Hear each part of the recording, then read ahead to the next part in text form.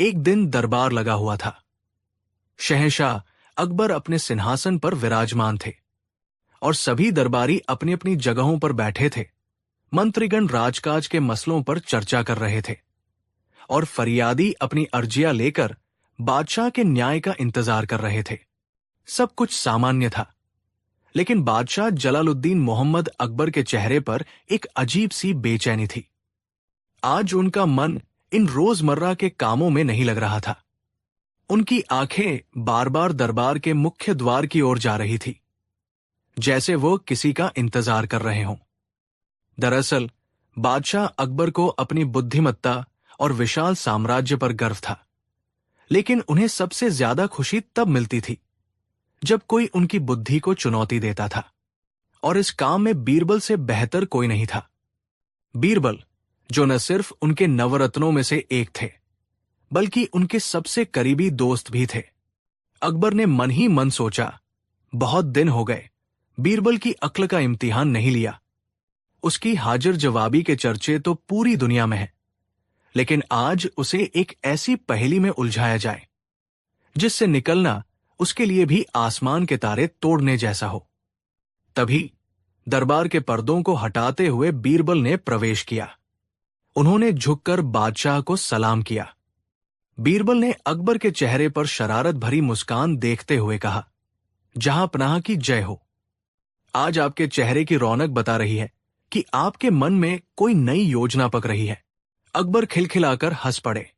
आओ बीरबल, आओ, हम तुम्हारा ही इंतजार कर रहे थे। आज हमें तुमसे कोई सलाह नहीं चाहिए, बल्कि आज हम तुम्हारी काबिलियत को तौलना चाहते हैं। ये सुनते ही पूरे दरबार में एक खामोशी छा गई। जो दरबारी, खासकर मुल्ला दो प्याजा और कुछ अन्य मंत्री बीरबल की बादशाह से नजदीकी से जलते थे, उनके कानों में जैसे शहद घुल गया। उन्हें लगा कि आज बीरबल की शामत आई है। आज बादशाह उसे जरूर किसी ऐसी मुश्किल में डालेंगे जहां से निकलना नामुमकिन होगा। अकबर ने अपनी शाही पोशाक की जेब से एक चांदी का चमचमाता हुआ सिक्का निकाला। उस दौर का 1 रुपया। उन्होंने सिक्के को अपनी उंगलियों पर नचाया और फिर उसे बीरबल की ओर उछाल दिया। ये लो बीरबल, अकबर ने एक गहरी आवाज में कहा। बीरबल ने हवा में ही सिक्के को पकड़ लिया और हैरानी से पूछा, हुजूर, ये 1 रुपया? ये तो एक नाचीज तोहफा है। क्या मुझसे कोई गुस्ताखी हुई है? अकबर अपने सिंहासन पर तनकर बैठ गए और बोले, ये तोहफा नहीं, ये तुम्हारी परीक्षा की पहली और आखिरी पूंजी है। हमारी चुनौती यह है कि तुम्हें इस 1 रुपए से कल शाम तक ठीक इसी वक्त पूरे 1000 रुपए कमाने हैं। दरबार में कानाफूसी का शोर गूंज उठा।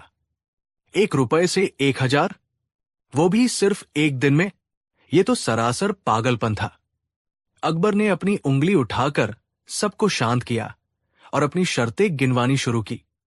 और सुनो बीरबल, हमारी शर्तें बहुत सख्त है।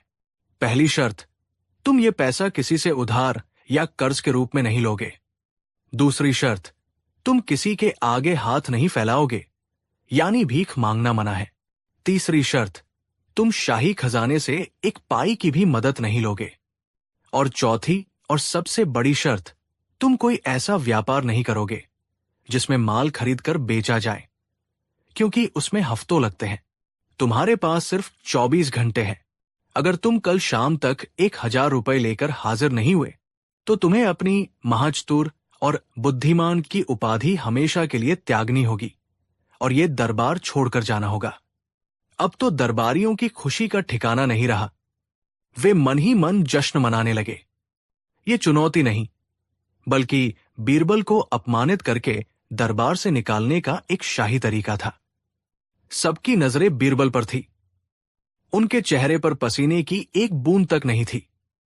उन्होंने बड़ी शांति से बादशाह की आंखों में देखा, हल्का सा मुस्कुराए और झुककर कहा, जहां पनाह, आपकी हर शर्त मुझे मंजूर है। आपने तो बहुत छोटी सी चुनौती दी है। एक बुद्धिमान व्यक्ति के लिए पैसा कमाना सबसे आसान काम होता है। कल शाम मैं आपकी खिदमत में 1000 रुपए लेकर हाजिर हो जाऊंगा। यह कहकर बीरबल ने वो 1 रुपया अपनी जेब में रखा और शांत कदमों से दरबार से बाहर निकल गए। उनके जाने के बाद दरबार में ठाके गूंजने लगे। लेकिन अकबर जानते थे कि बीरबल ने अगर हाँ कहा है तो उसके पीछे कोई न कोई गहरी योजना जरूर होगी। दरबार से बाहर निकलते ही बीरबल का आत्मविश्वास भरा चेहरा गंभीर हो गया। वो आगरा की भीड़ भरी गलियों में गुमसुम चलने लगे। उनके दिमाग में विचारों का एक बवंडर उठा हुआ था। 1 रुपया और 1000 रुपए, वो भी बिना किसी व्यापार के। ये कैसे संभव था? उन्होंने अपनी हथेली पर उस चांदी के सिक्के को रखा और उसे घूरने लगे। उस जमाने में 1 रुपए से एक परिवार का कुछ दिनों का गुजारा हो सकता था। लेकिन ये रकम इतनी बड़ी नहीं थी कि उससे कोई चमत्कार किया जा सके। वो सोचने लगे, अगर मैं मेहनत मजदूरी करता हूं तो दिन भर में कुछ आने ही कमा पाऊंगा। अगर मैं कोई कला दिखाता हूं, जैसे कविता सुनाना या कहानी सुनाना, तो भी लोग इनाम में कुछ सिक्के ही देंगे। 1000 तो बहुत दूर की बात है। चलते चलते वो शहर के मुख्य बाजार में पहुंच गए। वहां का माहौल बड़ा ही जीवंत था। कोई मसाले बेच रहा था, कोई कपड़े, कोई इत्र। हर कोई कुछ न कुछ बेच रहा था और लोग खरीद रहे थे। बीरबल ने सोचा, पैसा कमाने के लिए कुछ बेचना तो पड़ेगा। लेकिन बादशाह ने व्यापार करने से मना किया है। इसका मतलब है कि मैं कोई वस्तु नहीं बेच सकता। अचानक उनके दिमाग में एक बिजली सी कौंधी। मैं कोई वस्तु नहीं बेच सकता, लेकिन क्या मैं कोई विचार या अनुभव बेच सकता हूं? क्या मैं लोगों की भावनाओं के साथ खेल सकता हूं? बीरबल जानते थे कि इंसान की 2 कमजोरियां सबसे बड़ी होती हैं। पहली है जिज्ञासा, क्यूरियोसिटी, यानी छिपी हुई चीज को जानने की इच्छा, और दूसरी है झूठी शान, फॉल्स प्राइड, यानी समाज में खुद को दूसरों से बेहतर दिखाने की चाहत। उन्होंने फैसला किया कि वो इन्हीं 2 कमजोरियों को अपना हथियार बनाएंगे। वो लोगों को कुछ ऐसा बेचेंगे जो असल में है ही नहीं, लेकिन जिसे देखने के लिए लोग कुछ भी कीमत चुकाने को तैयार हो जाएंगे। अब सवाल था कि ऐसा क्या हो सकता है? बीरबल की नजरें बाजार में घूम रहे एक गधे पर पड़ी। वो गधा बड़ा ही मरियल और साधारण सा था। उसे देखकर बीरबल के चेहरे पर एक रहस्यमयी मुस्कान फैल गई। उन्हें अपनी योजना का मुख्य पात्र मिल चुका था। बीरबल ने उस 1 रुपए का इस्तेमाल बड़ी ही चतुराई से किया। उन्होंने 50 पैसे में शहर के सबसे व्यस्त चौराहे पर एक छोटा सा पुराना तंबू 1 दिन के लिए किराए पर ले लिया। 25 पैसे में उन्होंने एक बड़ा सा कपड़ा और कुछ रंग खरीदे, और बचे हुए 25 पैसे में उन्होंने उस मरियल से गधे के मालिक को मनाकर उसे 1 दिन के लिए किराए पर ले लिया। अब बीरबल के पास उनकी योजना का सारा सामान था। एक तंबू, एक गधा और एक बड़ा सा कपड़ा। उन्होंने चौराहे पर तंबू गाड़ दिया और उसे चारों तरफ से कसकर बंद कर दिया, ताकि कोई भी बाहर से अंदर झांक न सके। फिर उन्होंने उस बड़े से कपड़े पर मोटे मोटे अक्षरों में एक ऐसा विज्ञापन लिखा जिसे पढ़कर कोई भी अपनी उत्सुकता रोक न पाए। उस पर लिखा था, दुनिया का 8वां अजूबा, एक ऐसा चमत्कारी जानवर जो इंसानों की तरह बात करता है और आपका भविष्य बताता है। इसके दर्शन मात्र से खुल जाएगी आपकी किस्मत। ऐसा मौका जिंदगी में दोबारा नहीं मिलेगा। अंदर जाने का शुल्क सिर्फ 1 रुपया प्रति व्यक्ति। ये विज्ञापन तंबू के बाहर टांगते ही वहां से गुजरने वाले लोगों की भीड़ जमा होनी शुरू हो गई। चमत्कारी जानवर जो बात करता है। लोग एक दूसरे से कानाफूसी करने लगे। कुछ लोग इसे धोखा मानकर हंस रहे थे, लेकिन ज्यादातर लोगों के मन में जिज्ञासा का कीड़ा कुलबुलाने लगा था। बीरबल ने अपना भेष बदल लिया। उन्होंने एक फकीर जैसे कपड़े पहने, चेहरे पर लंबी नकली दाढ़ी लगाई और हाथ में एक डंडा लेकर तंबू के दरवाजे पर बैठ गए, जैसे वो उस चमत्कारी जानवर के मालिक हो। दोपहर तक तंबू के बाहर अच्छी खासी भीड़ जमा हो चुकी थी। हर कोई उस रहस्य को जानना चाहता था, लेकिन कोई भी अपना 1 रुपया जोखिम में डालने वाला पहला व्यक्ति नहीं बनना चाहता था। तभी वहां शहर का सबसे अमीर और सबसे कंजूस सेठ जमनादास अपनी बग्घी से उतरा। उसकी नजर उस विज्ञापन पर पड़ी। सेठ जमनादास पैसे के मामले में बहुत चतुर था, लेकिन वो अंधा विश्वासी भी था।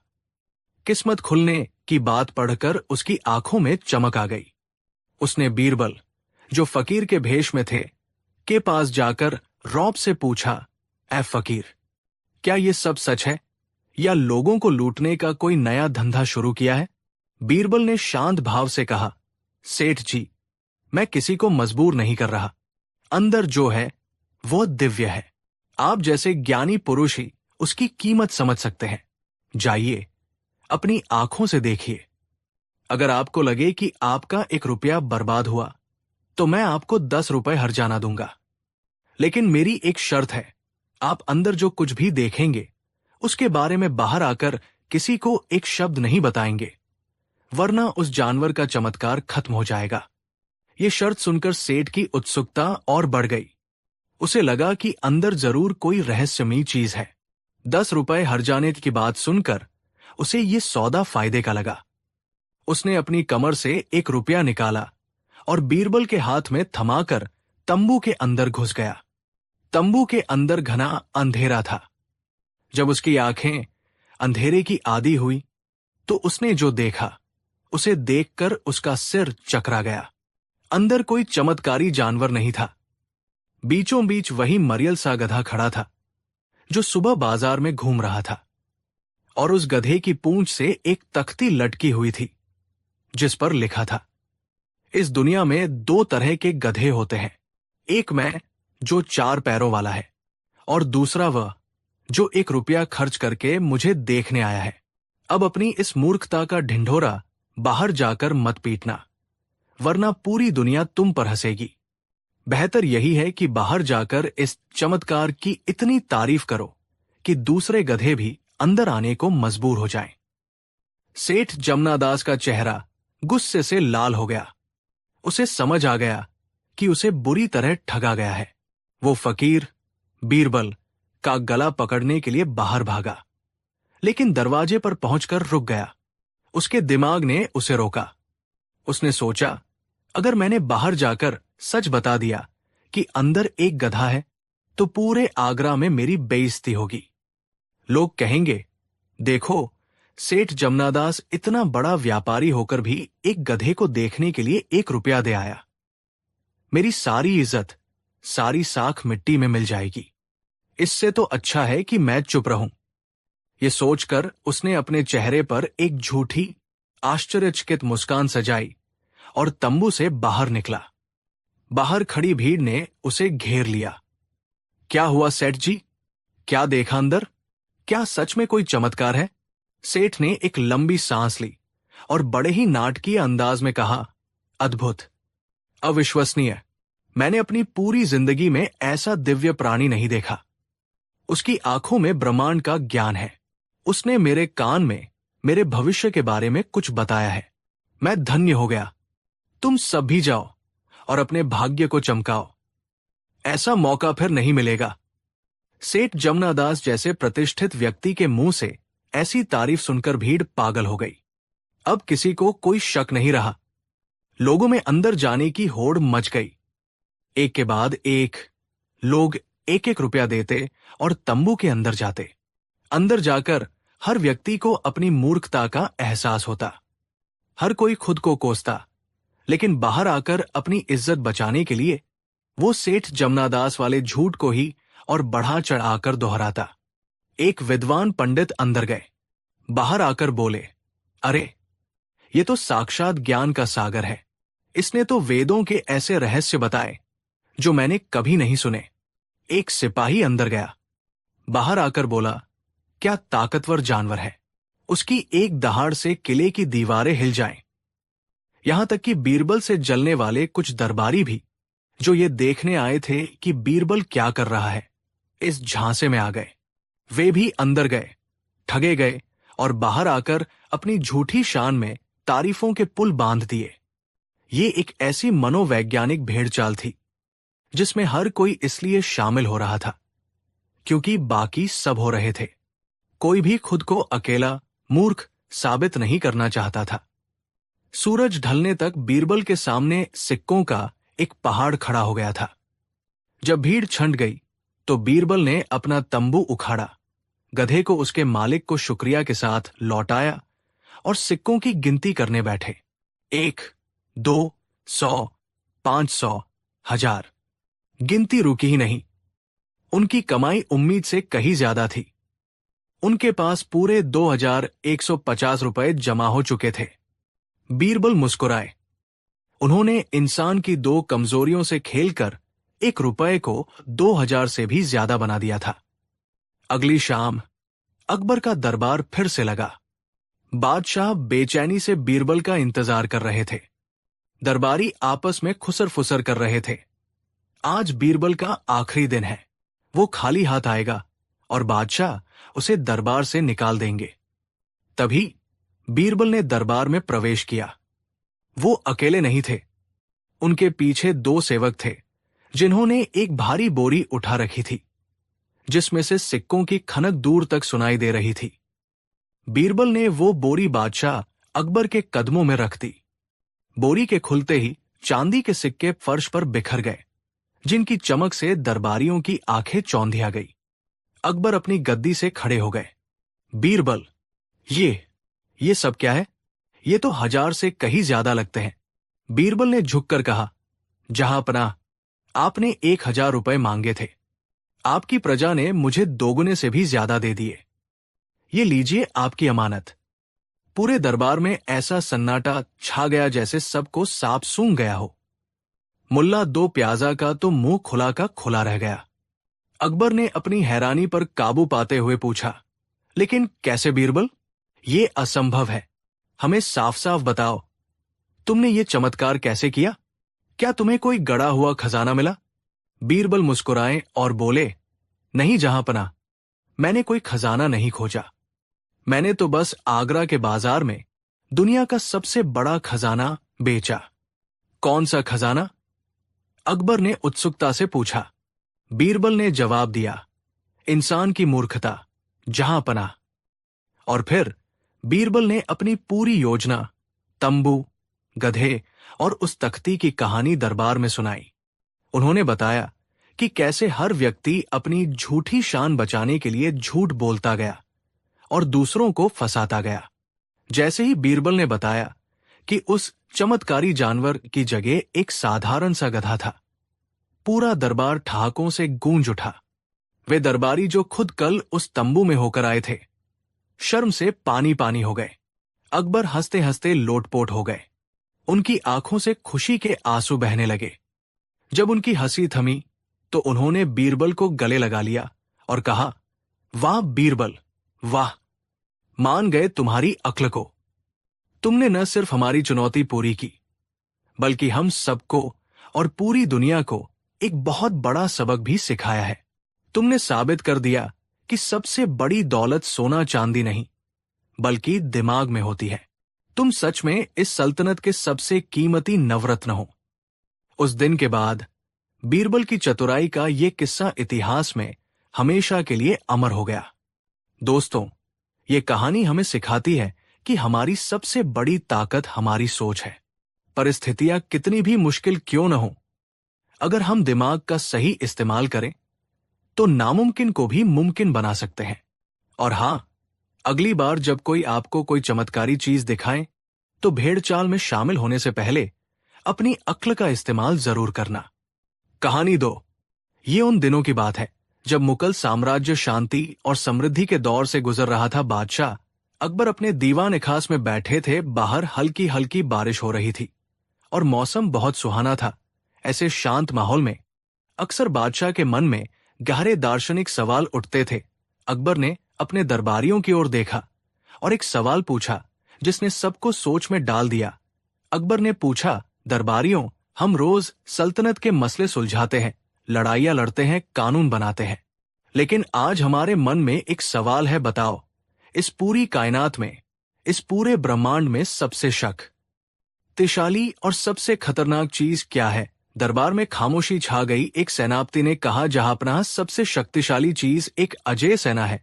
एक खजांची ने कहा, हुजूर, सबसे ताकतवर चीज दौलत है, जिससे कुछ भी खरीदा जा सकता है। एक मंत्री ने कहा, सरकार, सबसे खतरनाक चीज एक दुश्मन का धोखा है। अकबर किसी के जवाब से संतुष्ट नहीं हुए। उन्हें लगा कि ये सब सतही बातें हैं। उनकी नजरें बीरबल को ढूंढ रही थी, लेकिन बीरबल उस दिन किसी जरूरी काम से शहर से बाहर गए हुए थे। तभी दरबार में एक नए मेहमान का आगमन हुआ। वो थे पंडित दिव्याज्ञान, पंडित दिव्याज। नान काशी के एक बहुत बड़े विद्वान थे। उनके ज्ञान की चर्चा दूर दूर तक थी। उन्होंने कई शास्त्र पढ़े थे और उनकी वाणी में सरस्वती का वास माना जाता था।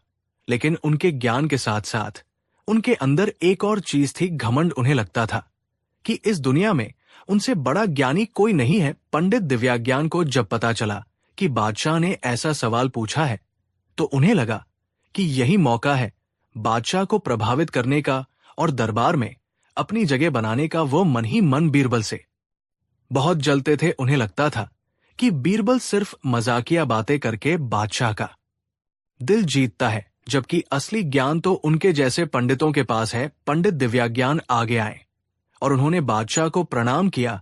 पंडित दिव्याज्ञान ने कहा, शहंशाह, आपने जो प्रश्न पूछा है उसका उत्तर किसी तलवार या सोने में नहीं, बल्कि शास्त्रों के गहरे ज्ञान में छिपा है। इस दुनिया में सबसे शक्तिशाली और सबसे खतरनाक चीज है राजधर्म और राजा का संकल्प। अकबर ने उत्सुकता से पूछा, पंडित जी, अपनी बात को विस्तार से समझाइए। पंडित दिव्याज्ञान ने एक चालाक मुस्कान के साथ कहा, हुजूर, शास्त्र कहते हैं कि राजा धरती पर ईश्वर का प्रतिनिधि होता है। उसका संकल्प ही सृष्टि का नियम बन जाता है। जब आप कोई फैसला लेते हैं तो वो सिर्फ एक हुक्म नहीं होता, वो भाग्य का लेख बन जाता है। सूरज आपके लिए उगता है, नदियां आपके लिए बहती है। आपकी इच्छा ही राजधर्म है। यही शक्ति आपको ईश्वर के बराबर बनाती है। और ये खतरनाक इसलिए है क्योंकि अगर कोई इस राजधर्म का अपमान करता है तो वो सीधे सीधे ईश्वर का अपमान करता है और उसका विनाश निश्चित है। पंडित दिव्याज्ञान की बातें अकबर के कानों में शहद की तरह घुल गई। ये एक ऐसी व्याख्या थी जो सीधे सीधे उनके अहंकार को सहला रही थी। राजा ईश्वर का प्रतिनिधि है, उसका संकल्प ही भाग्य है। ये बातें सुनकर अकबर को लगा कि आज उन्हें अपने जीवन का सबसे बड़ा सत्य पता चला है। अकबर ने कहा, वाह पंडित जी वाह, आज तक किसी ने हमें इतनी गहरी बात नहीं बताई। आपने हमारी आंखें खोल दी। आज से आप हमारे शाही सलाहकार नियुक्त किए जाते हैं। अकबर ने पंडित को सोने की मोहरों से तौल दिया और उन्हें दरबार में एक ऊंचा पद दे दिया। लेकिन ये गलत नान एक मीठे जहर की तरह था जो धीरे धीरे अकबर के व्यवहार में उतरने लगा। पहले अकबर अपनी प्रजा की छोटी छोटी समस्याओं को भी ध्यान से सुनते थे। अब उन्हें लगता था कि ये सब छोटी मोटी बातें हैं। वो सोचने लगे, मैं इतनी बड़ी सल्तनत का भाग्य विधाता हूं और ये लोग नाली और पानी की शिकायतें लेकर आते हैं। एक दिन एक बूढ़ा किसान जिसकी फसल सूखे की वजह से बर्बाद हो गई थी, रोता हुआ दरबार में आया। उसने बादशाह से लगान मापी की गुहार लगाई। पुराने अकबर होते तो शायद उसका पूरा लगान माफ कर देते, लेकिन नए ज्ञानी अकबर ने अहंकार से कहा, अगर मेरी सल्तनत में सूखा पड़ा है तो ये भी ईश्वर की ही मर्जी होगी जो मेरे जरिए पूरी हो रही है। जाओ मेहनत करो, जब मेरे संकल्प में होगा तो बारिश भी हो जाएगी। किसान टूटा हुआ दिल लेकर वापस चला गया। तानसेन के एक शिष्य ने दरबार में एक नई धुन सुनाई। धुन में एक छोटा सा सुर गलत लग गया। पहले अकबर ऐसी गलतियों पर मुस्कुरा देते थे, लेकिन अब उन्होंने उस संगीतकार को दरबार से निकालने का हुक्म दे दिया कि हमारे कानों को अपवित्र करने कि तुम्हारी हिम्मत कैसे हुई। हमारा मनोरंजन करना भी राजधर्म का हिस्सा है और इसमें कोई चूक बर्दाश्त नहीं की जाएगी। दरबार का माहौल बदलने लगा। जहां पहले हंसी मजाक और खुलापन था, अब वहां एक खौफ और औपचारिकता ने जगह ले ली थी। मंत्रीगण भी बादशाह को सच बताने से डरने लगे थे। पंडित दिव्याज्ञान हर रोज अकबर के कान भरते और उन्हें यकीन दिलाते कि वो जो कर रहे हैं वही परम सत्य है। आगरा शहर, जो अपने बादशाह की दरियादिली के लिए मशहूर था, अब अपने बादशाह के अहंकार से त्रस्त होने लगा था। एक हफ्ते बाद बीरबल आगरा लौटे। शहर में घुसते ही उन्हें एक अजीब सी उदासी और डर का माहौल महसूस हुआ। लोग दबी जबान में बादशाह के बदले हुए व्यवहार की बातें कर रहे थे। बीरबल ने उस बूढ़े किसान से भी मुलाकात की जिसे दरबार से भगा दिया गया था, बीरबल समझ गए कि उनकी गैर मौजूदगी में कुछ बहुत गलत हुआ है। अगले दिन बीरबल दरबार पहुंचे। उन्होंने देखा कि अकबर अपने सिंहासन पर एक मूर्ति की तरह बैठे हैं। चेहरे पर कोई भाव नहीं, सिर्फ एक अजीब सा घमंड है। पंडित दिव्याज्ञान उनके बगल में बैठे थे और बीरबल को देखकर घृणा से मुस्कुरा रहे थे। बीरबल ने अदब से सलाम किया। अकबर ने बिना मुस्कुराए कहा, आ गए बीरबल, सुना है तुम शहर में लोगों की शिकायतें सुन रहे थे। क्या तुम्हें हमारे राजधर्म पर कोई शक है? बीरबल ने कहा, नहीं जहांपनाह, मुझे आपके धर्म पर नहीं बल्कि आपको दिए गए ज्ञान पर शक है। आपने दरबार में सवाल पूछा था कि दुनिया में सबसे शक्तिशाली और खतरनाक चीज क्या है। आपको जो जवाब मिला वो अधूरा और भ्रामक है। पंडित दिव्याज्ञान गुस्से से खड़े हो गए और बोले, चुप रहो विदूषक, तुम शास्त्रों का अर्थ क्या जानो? तुम सिर्फ बादशाह का मन बहला सकते हो, उन्हें ज्ञान नहीं दे सकते। बीरबल ने कहा, पंडित जी, सच्चा ज्ञान शास्त्रों की भाषा में नहीं बल्कि इंसान के दिल में होता है, और मैं ये साबित कर सकता हूं कि आपका दिया ज्ञान गलत है। अकबर को अपनी बुद्धि पर बहुत भरोसा था। उन्हें लगा कि बीरबल सिर्फ ईर्ष्या के कारण पंडित का विरोध कर रहे हैं। अकबर ने कहा, ठीक है बीरबल, हम तुम्हें एक मौका देते हैं। तुम साबित करो कि पंडित जी गलत है, और अगर तुम साबित नहीं कर पाए तो तुम्हें हमेशा के लिए ये दरबार छोड़ना होगा।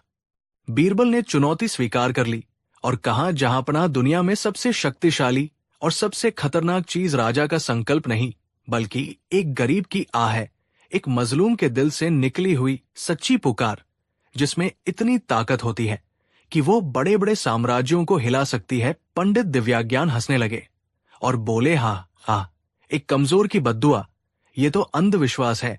बीरबल ने कहा, ये अंधविश्वास नहीं, ये प्रकृति का नियम है, और इसे साबित करने के लिए हमें एक छोटी सी परीक्षा लेनी होगी।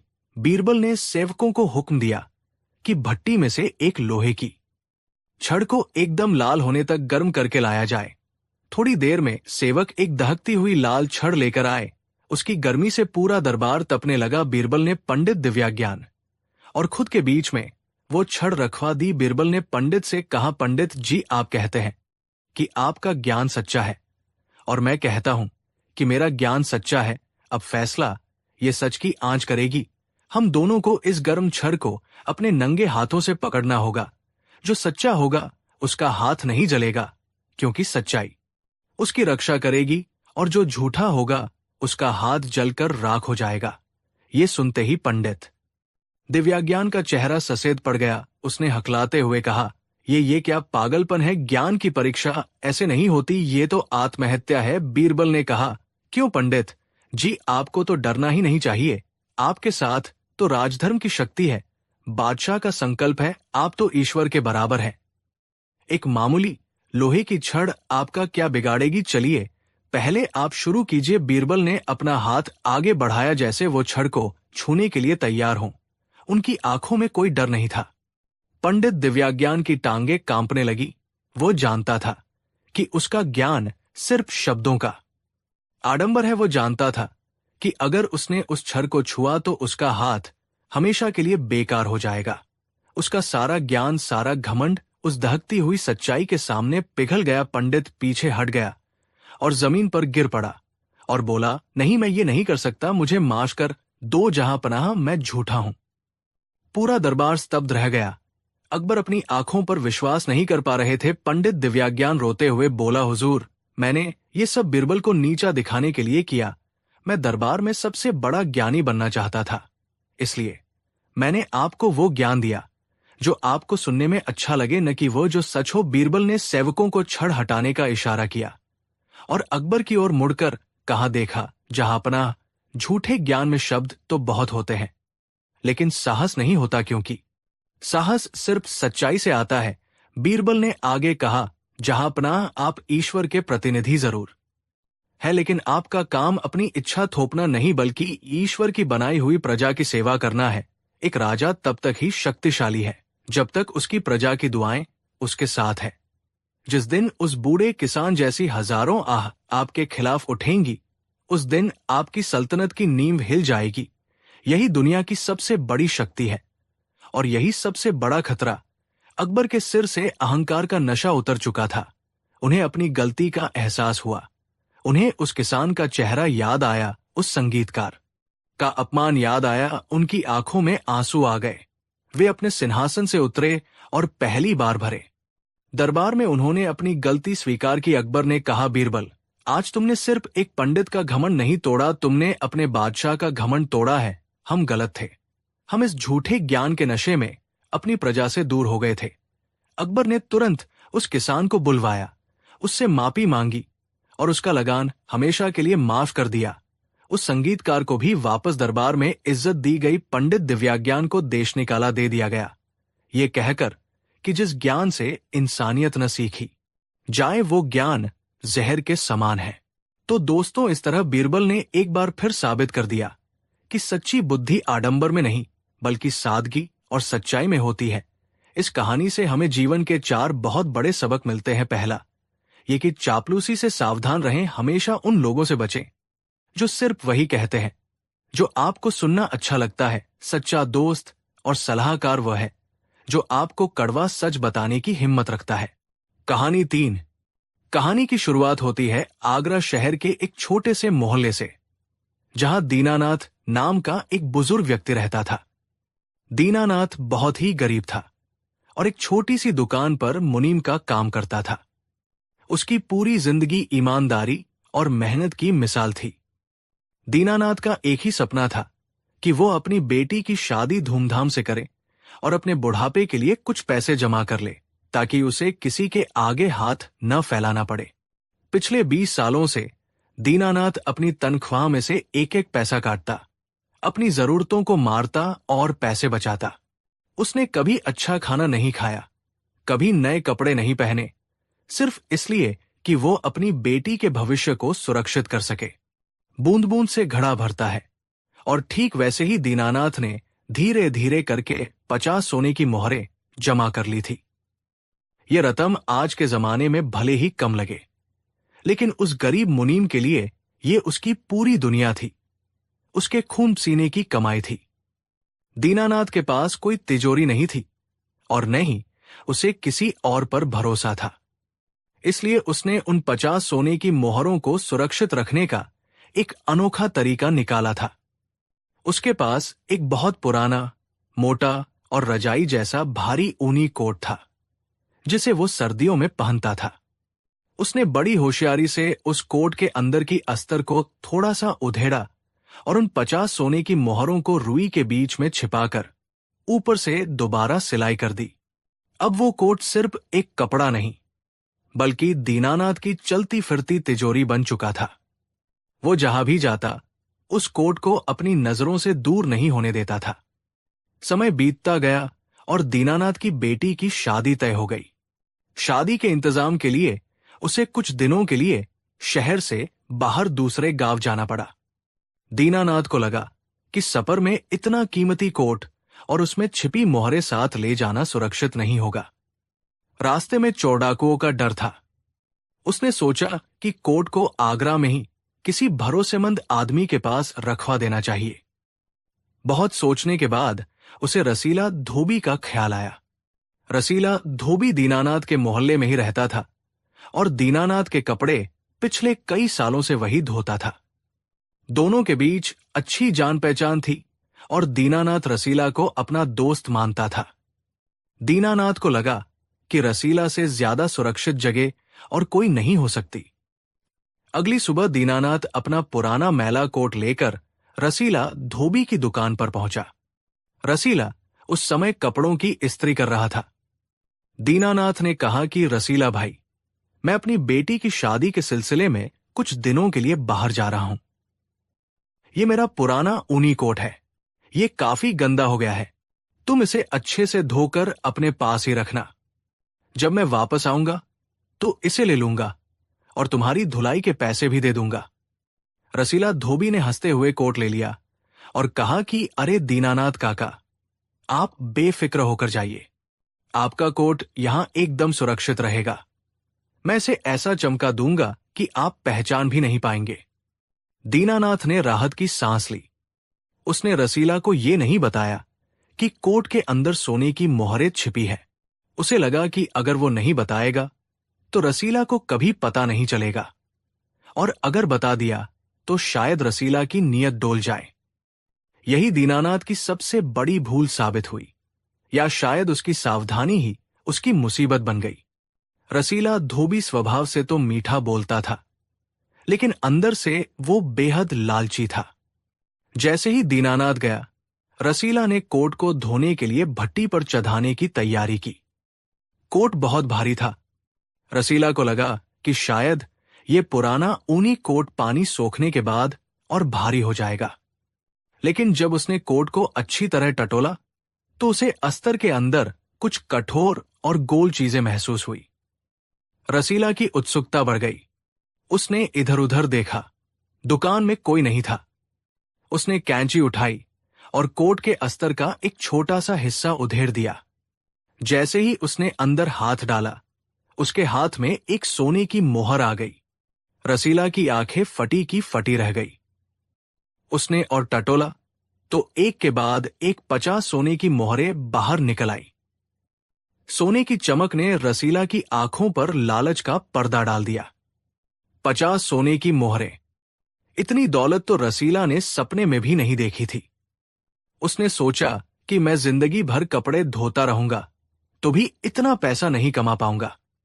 शैतान उसके दिमाग पर हावी हो गया। उसने सोचा कि दीनानाथ तो एक गरीब मुनीम है, वो किसी को क्या साबित कर पाएगा, और उसने मुझे बताया भी नहीं था कि इसमें सोना है। अगर वो पूछेगा तो मैं साफ मुकर जाऊंगा। रसीला ने तुरंत उन मोहरों को अपनी संदूक में छिपा दिया। फिर उसने बड़ी चालाकी से कोट के उस हिस्से को दोबारा सिल दिया जहां से उसने मोहरें निकाली थी। लेकिन जल्दबाजी में उसने एक गलती कर दी। जिस धागे से उसने सिलाई की वो कोट के पुराने धागे से थोड़ा अलग रंग का था और नया था, जबकि बाकी सिलाई पुरानी और मटमैली थी। रसीला ने कोट को धोया, सुखाया और तय करके रख दिया जैसे कुछ हुआ ही न हो। करीब 15 दिन बाद दीनानाथ वापस लौटा। वो सीधा रसीला की दुकान पर गया। उसने रसीला से पूछा कि भाई रसीला, क्या मेरा कोट तैयार है? रसीला ने बड़े ही आदर के साथ कोट लाकर दीनानाथ के हाथों में रख दिया। दीनानाथ ने कोट हाथ में लिया, लेकिन लेते ही उसका दिल बैठ गया। कोट का वजन बहुत हल्का लग रहा था। उसके माथे पर पसीना आ गया। उसके हाथ कांपने लगे। उसने घबराहट में कोट को टटोला। उसे वो कड़ापन महसूस नहीं हुआ जो मोहरों की वजह से होता था। दीनानाथ समझ गया कि उसका खजाना लुट चुका है। उसकी आंखों के सामने अंधेरा छा गया। उसने रोते हुए रसीला से पूछा कि रसीला, इसमें मेरी जीवन भर की कमाई थी, 50 सोने की मोहरें, वे कहाँ है? रसीला धोबी ने एकदम अनजान बनते हुए नाटक शुरू कर दिया। उसने कहा कि क्या बकवास कर रहे हो काका? तुमने मुझे सिर्फ एक गंदा और पुराना कोट दिया था धोने के लिए। मैंने उसे धोकर तुम्हें वापस दे दिया। अब तुम बुढ़ापे में सठिया गए हो क्या? कौन सी मोहरें? कैसी मोहरें? दीनानाथ उसके पैरों में गिर गया और गिड़गिड़ाने लगा कि भाई मत कर ऐसा, मेरी बेटी की शादी है, मैं बर्बाद हो जाऊंगा। लेकिन रसीला का दिल पत्थर हो चुका था। उसने दीनानाथ को धक्का दिया और चिल्लाने लगा कि अरे लोगों, देखो, ये बुढ़ा मुझ पर चोरी का इल्जाम लगा रहा है। मैंने इसके फटे पुराने चीथड़े को धोकर एहसान किया और ये मुझे चोर बोल रहा है। बाजार में भीड़ जमा हो गई। लोग दीनानाथ को ही पागल समझने लगे, क्योंकि रसीला शहर का माना हुआ धोबी था और दीनानाथ की हालत देखकर किसी को यकीन नहीं हो रहा था कि उसके पास 50 मोहरें हो सकती है। रोता बिलखता दीनानाथ जब हर तरफ से निराश हो गया तो उसने बादशाह अकबर के दरबार का दरवाजा खटखटाया। अगले दिन दीनानाथ दरबार में पेश हुआ और उसने अपनी आप बीती बादशाह को सुनाई। उसने बताया कि कैसे उसने पेट काट काट कर पैसे जोड़े थे और कैसे रसीला ने उसे धोखा दिया। अकबर ने रसीला धोबी को दरबार में बुलाया। रसीला आया। उसने साफ सुथरे कपड़े पहने थे और चेहरे पर गजब का आत्मविश्वास था। उसने बादशाह को सलाम किया और कहा कि जहां पनाह, ये बूढ़ा आदमी झूठ बोल रहा है। इसने मुझे कोट जरूर दिया था, लेकिन उसमें कोई मोहरें नहीं थी। अगर इसके पास इतना सोना था तो इसने मुझे बताया क्यों नहीं, या किसी के सामने गवाही क्यों नहीं करवाई? मैं तो एक ईमानदार धोबी हूं। पूरा शहर मेरी ईमानदारी की कसम खाता है। अकबर ने दीनानाथ की तरफ देखा। दीनानाथ के पास अपनी बात साबित करने का कोई सबूत नहीं था। न कोई गवाह, न कोई रसीद। मामला पेचीदा था। एक तरफ एक गरीब का दर्द था, दूसरी तरफ सबूतों की कमी। अकबर ने अपनी नजरों को बीरबल की ओर घुमाया। बीरबल, जो अब तक चुपचाप सब सुन रहे थे, आगे आए। उन्होंने दीनानाथ से वो कोट मांगा। बीरबल ने कोट को ध्यान से देखा।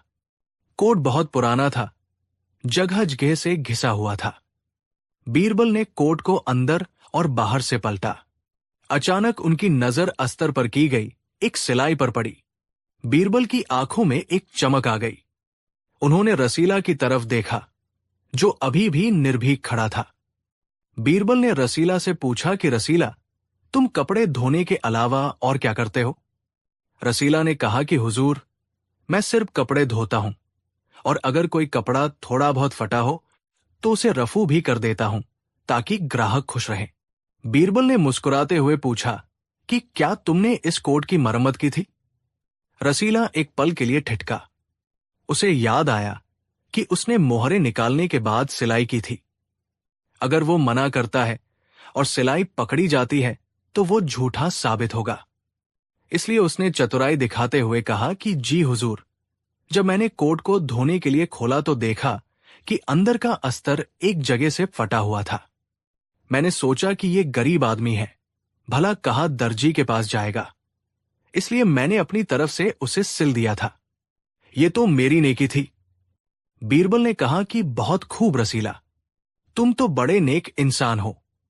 लेकिन एक बात बताओ, जब तुम अस्तर सिल रहे थे तब तुम्हें अंदर कुछ महसूस नहीं हुआ? रसीला ने तुरंत कहा कि नहीं हुजूर, अंदर सिर्फ पुरानी रुई भरी थी और कुछ नहीं। बीरबल समझ गए कि चोर कहां फंसा है। बीरबल ने बादशाह से कहा कि जहांपनाह, मुझे इस मामले की तह तक जाने के लिए 1 दिन का समय चाहिए। कोर्ट को दरबार में ही रख लिया जाए। रसीला को और दीनानाथ को कल दोबारा बुलाया जाए। बीरबल कोट लेकर अपने घर चले गए। उन्होंने शहर के सबसे माहिर दर्जी को बुलवाया। बीरबल ने दर्जी को वो कोट दिखाया और उस विशेष सिलाई की ओर इशारा करते हुए पूछा कि उस्ताद, क्या आप बता सकते हैं कि ये सिलाई कितनी पुरानी है?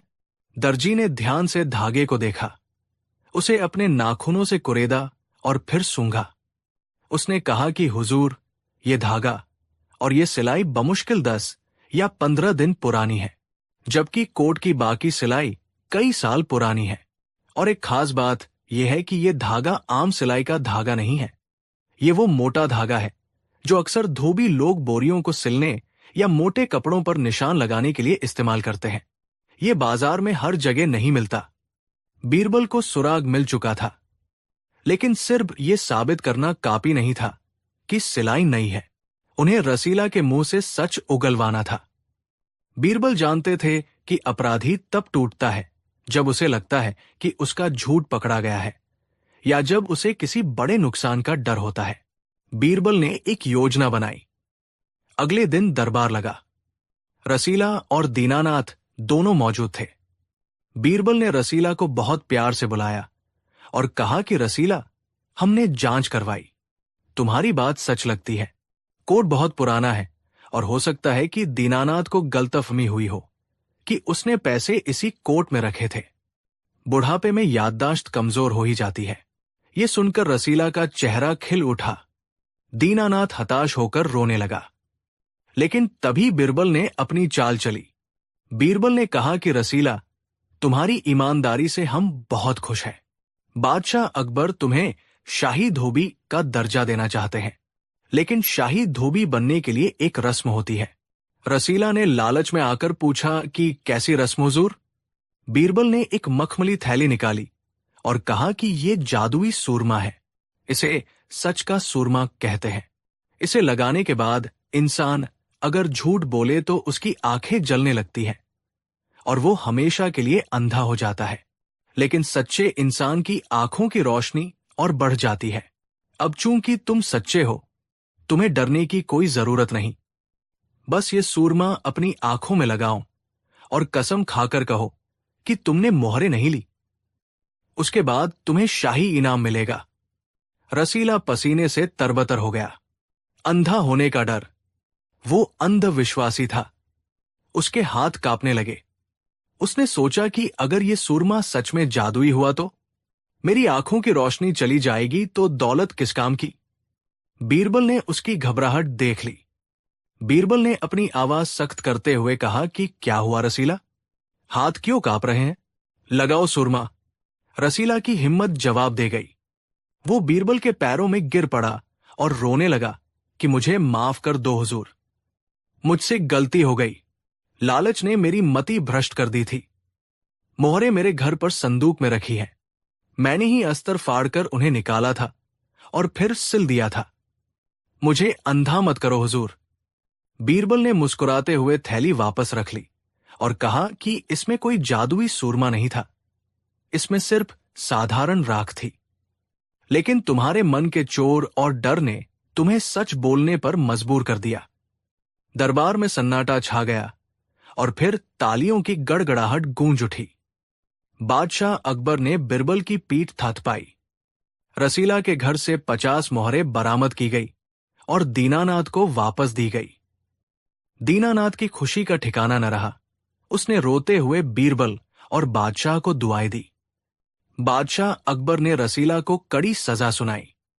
उसे 100 कोड़े मारने और फिर जेल में डालने का हुक्म दिया गया, ताकि भविष्य में कोई भी किसी गरीब की अमानत में खयानत करने की जुर्रत न करे। दीनानाथ ने अपनी बेटी की शादी धूमधाम से की और बीरबल की बुद्धिमानी के किस्से उस शादी में हर किसी की जुबान पर थे। तो दोस्तों, इस कहानी से हमें ये सीख मिलती है कि बेईमानी का फल कभी मीठा नहीं होता।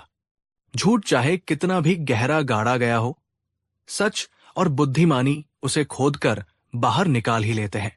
दीनानाथ का भरोसा और बीरबल की चतुराई ने साबित कर दिया कि न्याय में देर हो सकती है, लेकिन अंधेर नहीं।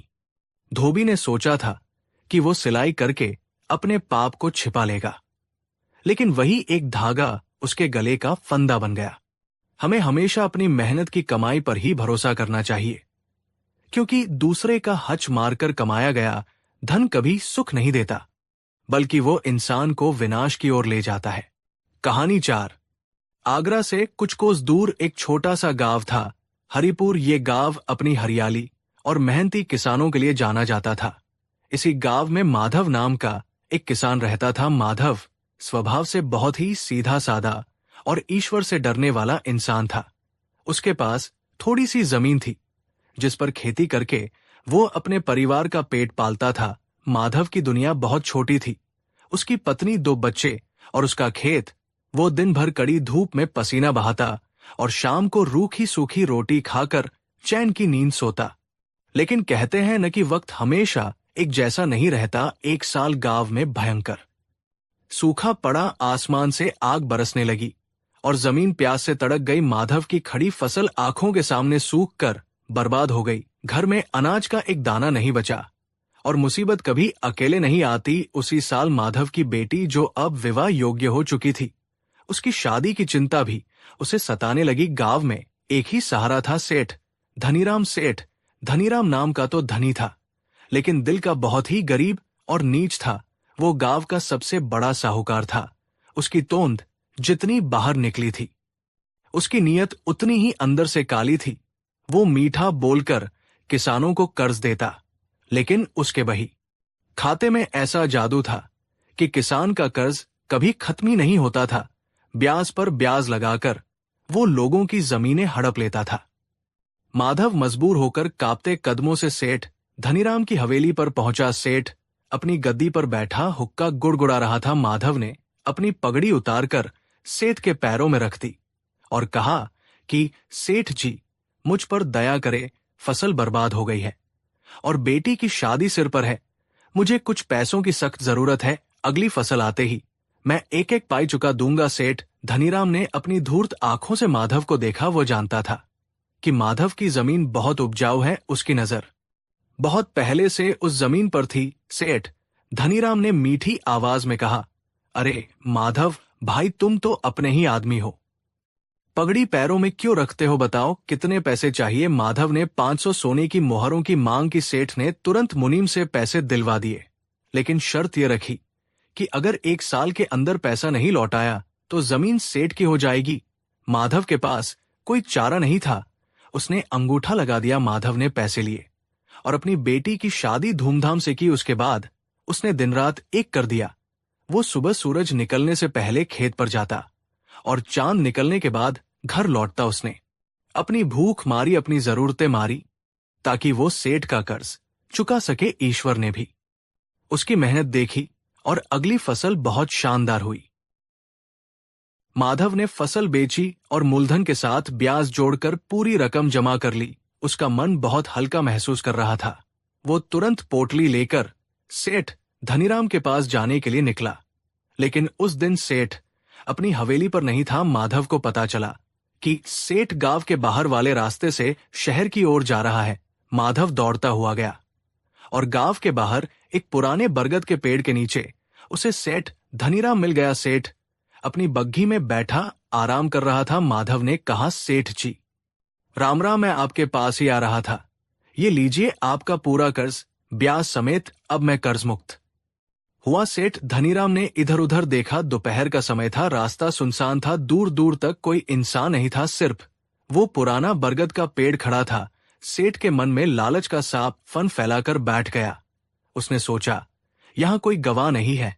अगर मैं पैसे ले लूं और बाद में मुकर जाऊं तो ये अनपढ़ किसान मेरा क्या बिगाड़ लेगा। सेठ ने पैसे की थैली ले ली और गिना, फिर कहा, ठीक है माधव, तुमने समय पर पैसे लौटा दिए, मैं बहुत खुश हूं। माधव ने कहा, सेठ जी मुझे रसीद दीजिए ताकि मेरे पास सबूत रहे। सेठ ने हंसते हुए कहा, अरे माधव, हम पर भरोसा नहीं है क्या?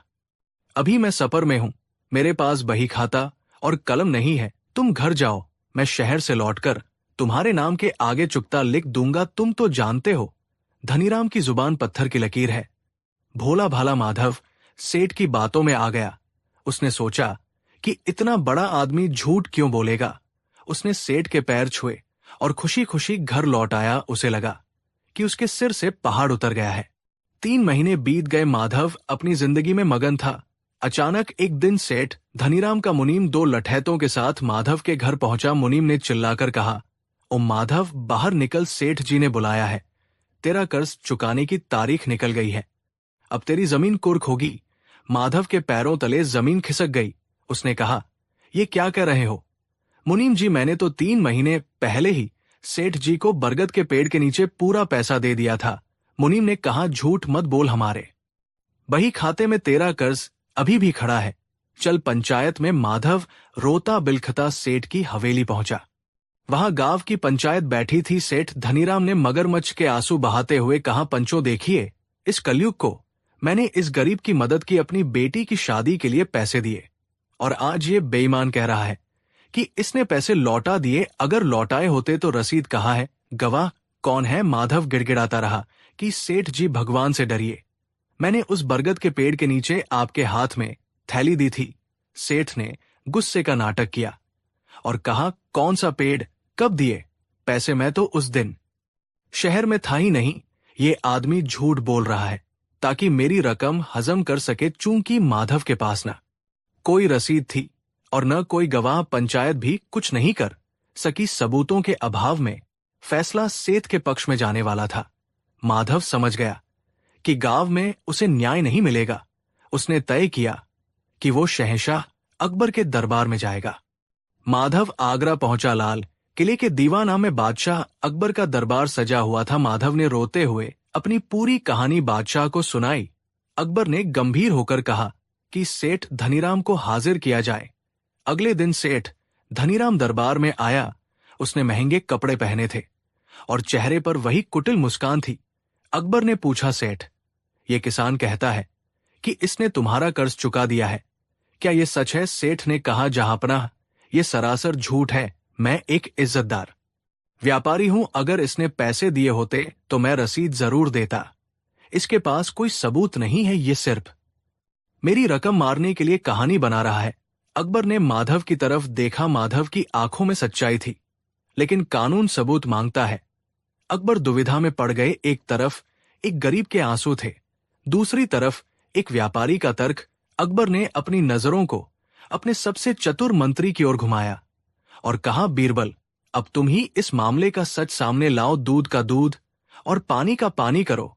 बीरबल अपनी जगह से उठे। उन्होंने पहले माधव को देखा जो डर से कांप रहा था, फिर उन्होंने सेठ को देखा जो आत्मविश्वास से भरा था। बीरबल समझ गए कि सेठ झूठ बोल रहा है, क्योंकि एक सच्चा इंसान इतना निडर नहीं होता जब उस पर इल्जाम लगे, लेकिन एक झूठा इंसान अपनी तैयारी करके आता है। बीरबल ने माधव से पूछा, माधव, तुमने पैसे कहाँ दिए थे? माधव ने कहा, हुजूर, गांव के बाहर उस पुराने बरगद के पेड़ के नीचे। बीरबल ने पूछा, क्या उस समय वहां कोई और मौजूद था? माधव ने कहा, नहीं हुजूर, कोई इंसान नहीं था, सिर्फ वो पेड़ था, मैं था और सेठ जी थे। बीरबल कुछ देर शांत रहे। पूरा दरबार सन्नाटे में था। फिर बीरबल के चेहरे पर एक चमक आई। उन्होंने कहा, ठीक है, अगर कोई इंसान गवाह नहीं है तो क्या हुआ? वो बरगद का पेड़ तो गवाह है। जाओ माधव, उस पेड़ को बुलाकर लाओ। कहो कि बादशाह के दरबार में उसकी गवाही की जरूरत है।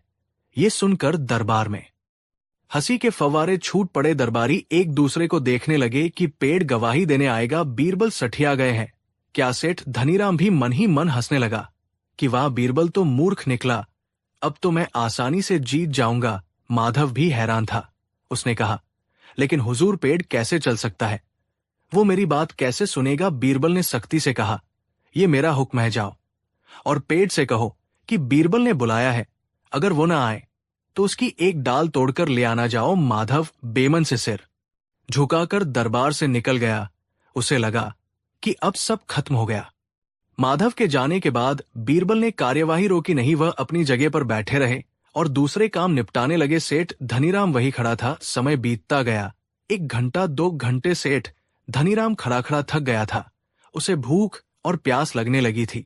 बीरबल कनखियों से सेठ को देख रहे थे। बीरबल जानते थे कि अपराधी को पकड़ने का सबसे अच्छा तरीका है उसे बातों में उलझाना और उसका ध्यान भटकाना। अचानक बीरबल ने सेठ की तरफ देखा और बहुत ही सामान्य लहजे में पूछा, सेठ जी, माधव को गए हुए काफी देर हो गई।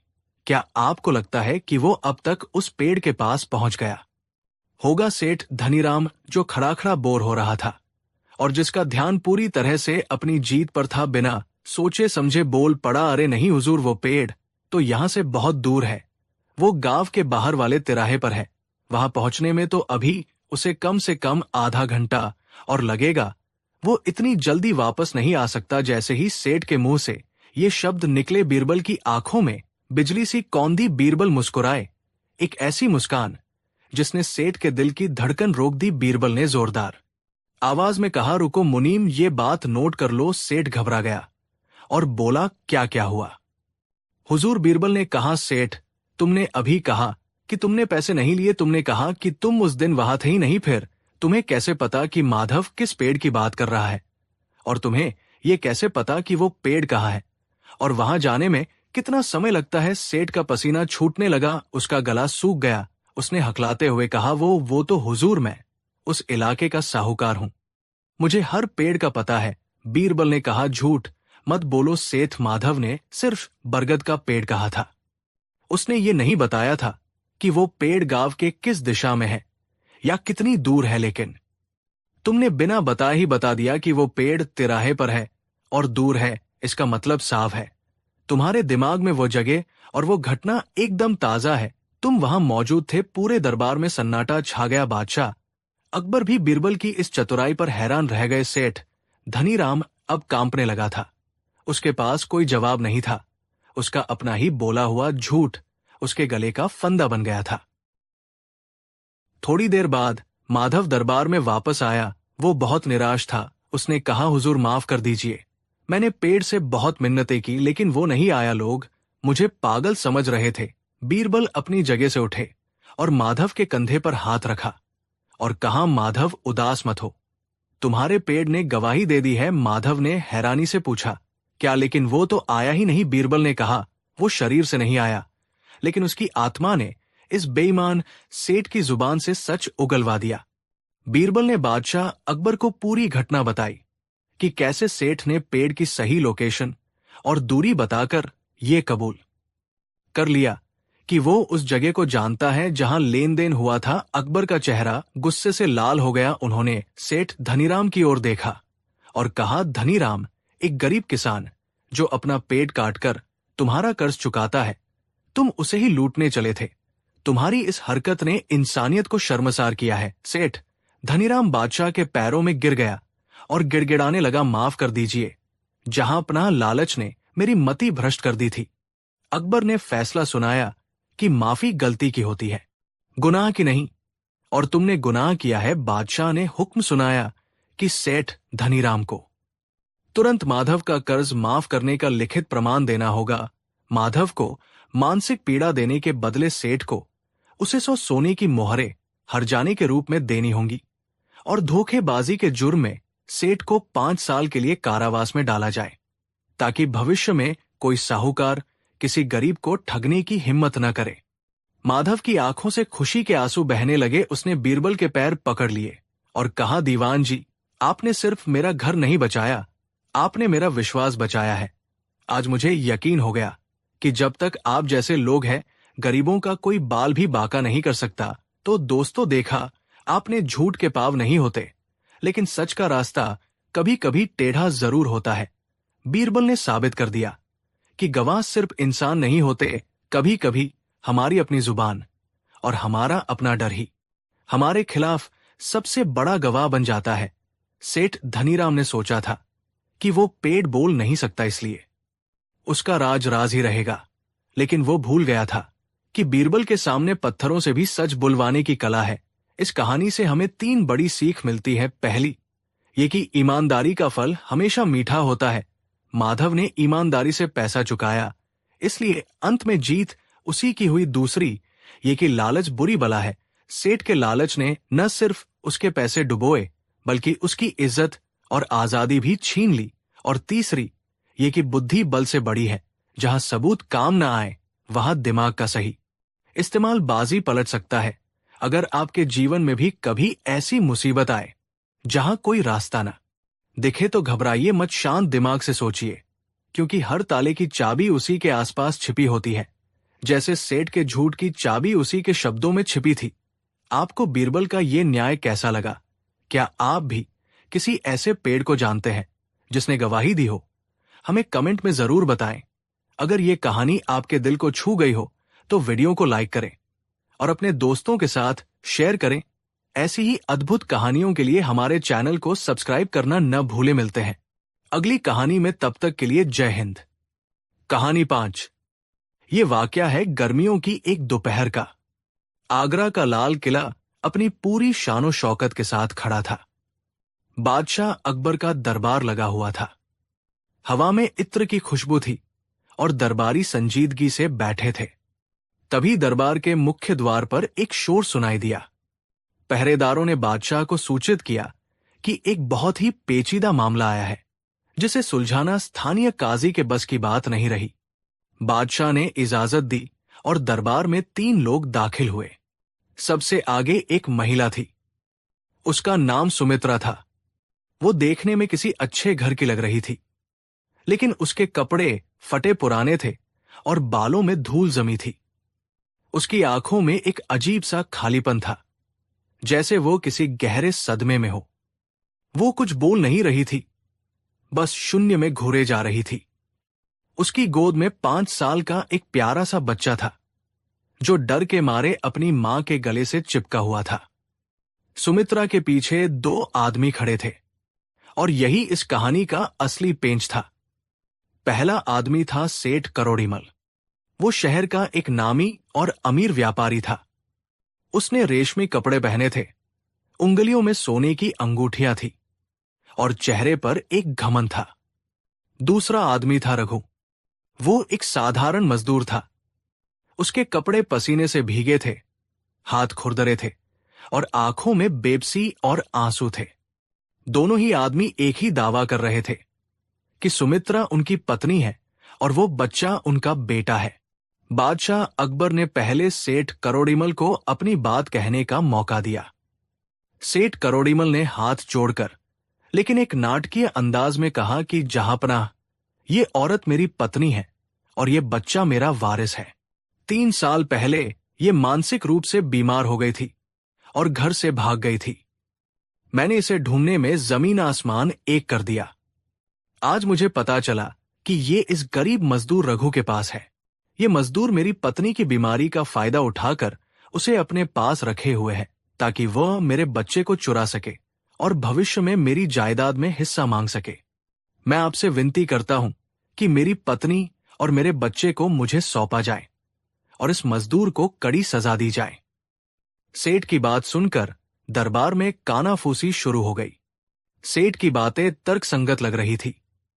आखिर एक पागल औरत को कोई भी बहला फुसला सकता है। फिर अकबर ने रघु की ओर देखा। रघु रो रहा था।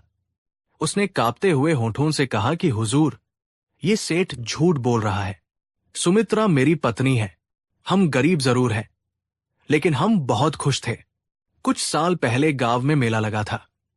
वहां भीड़ में सुमित्रा के सिर पर चोट लग गई और वो अपनी याददाश्त खो बैठी। वो भटक गई थी। मैं पागलों की तरह इसे ढूंढता रहा। आज जब ये मुझे मिली तो ये सेठ बीच में आ गया। हुजूर, ये सेठ निसंतान है। इसकी नजर मेरे बेटे पर है। ये मेरे बेटे को गोद लेना चाहता था, लेकिन मैंने मना कर दिया था। इसलिए अब ये मेरी पत्नी के पागलपन का फायदा उठाकर उसे और मेरे बच्चे को हड़पना चाहता है। मैं गरीब हूं हुजूर, मेरे पास कोई गवाह नहीं है, लेकिन ये बच्चा मेरा खून है। अकबर धर्म संकट में पड़ गए। मामला बहुत उलझा हुआ था। सुमित्रा कुछ बोल नहीं पा रही थी। उसकी याददाश्त जा चुकी थी, इसलिए वो ये नहीं बता सकती थी कि उसका असली पति कौन है। बच्चा बहुत छोटा था और डरा हुआ था। वो दोनों में से किसी के पास नहीं जा रहा था, सिर्फ मां से चिपका था। गांव दूर था, इसलिए तुरंत गवाह बुलाना मुमकिन नहीं था। अकबर ने दरबारियों की राय मांगी।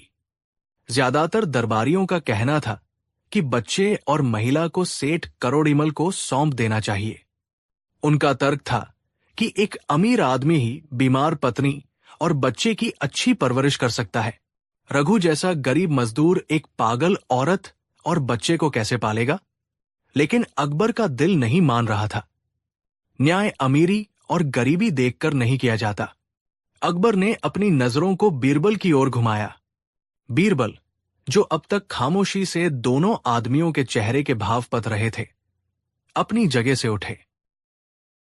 बीरबल ने कहा कि जहांपनाह, यह मामला सिर्फ पति पत्नी का नहीं, बल्कि एक पिता और पुत्र के रिश्ते का है। मां तो अपनी हालत की वजह से कुछ बोल नहीं सकती, लेकिन पिता का खून तो बोल सकता है। मुझे इस मामले की तह तक जाने के लिए 1 दिन का वक्त चाहिए। बादशाह ने मंजूरी दे दी।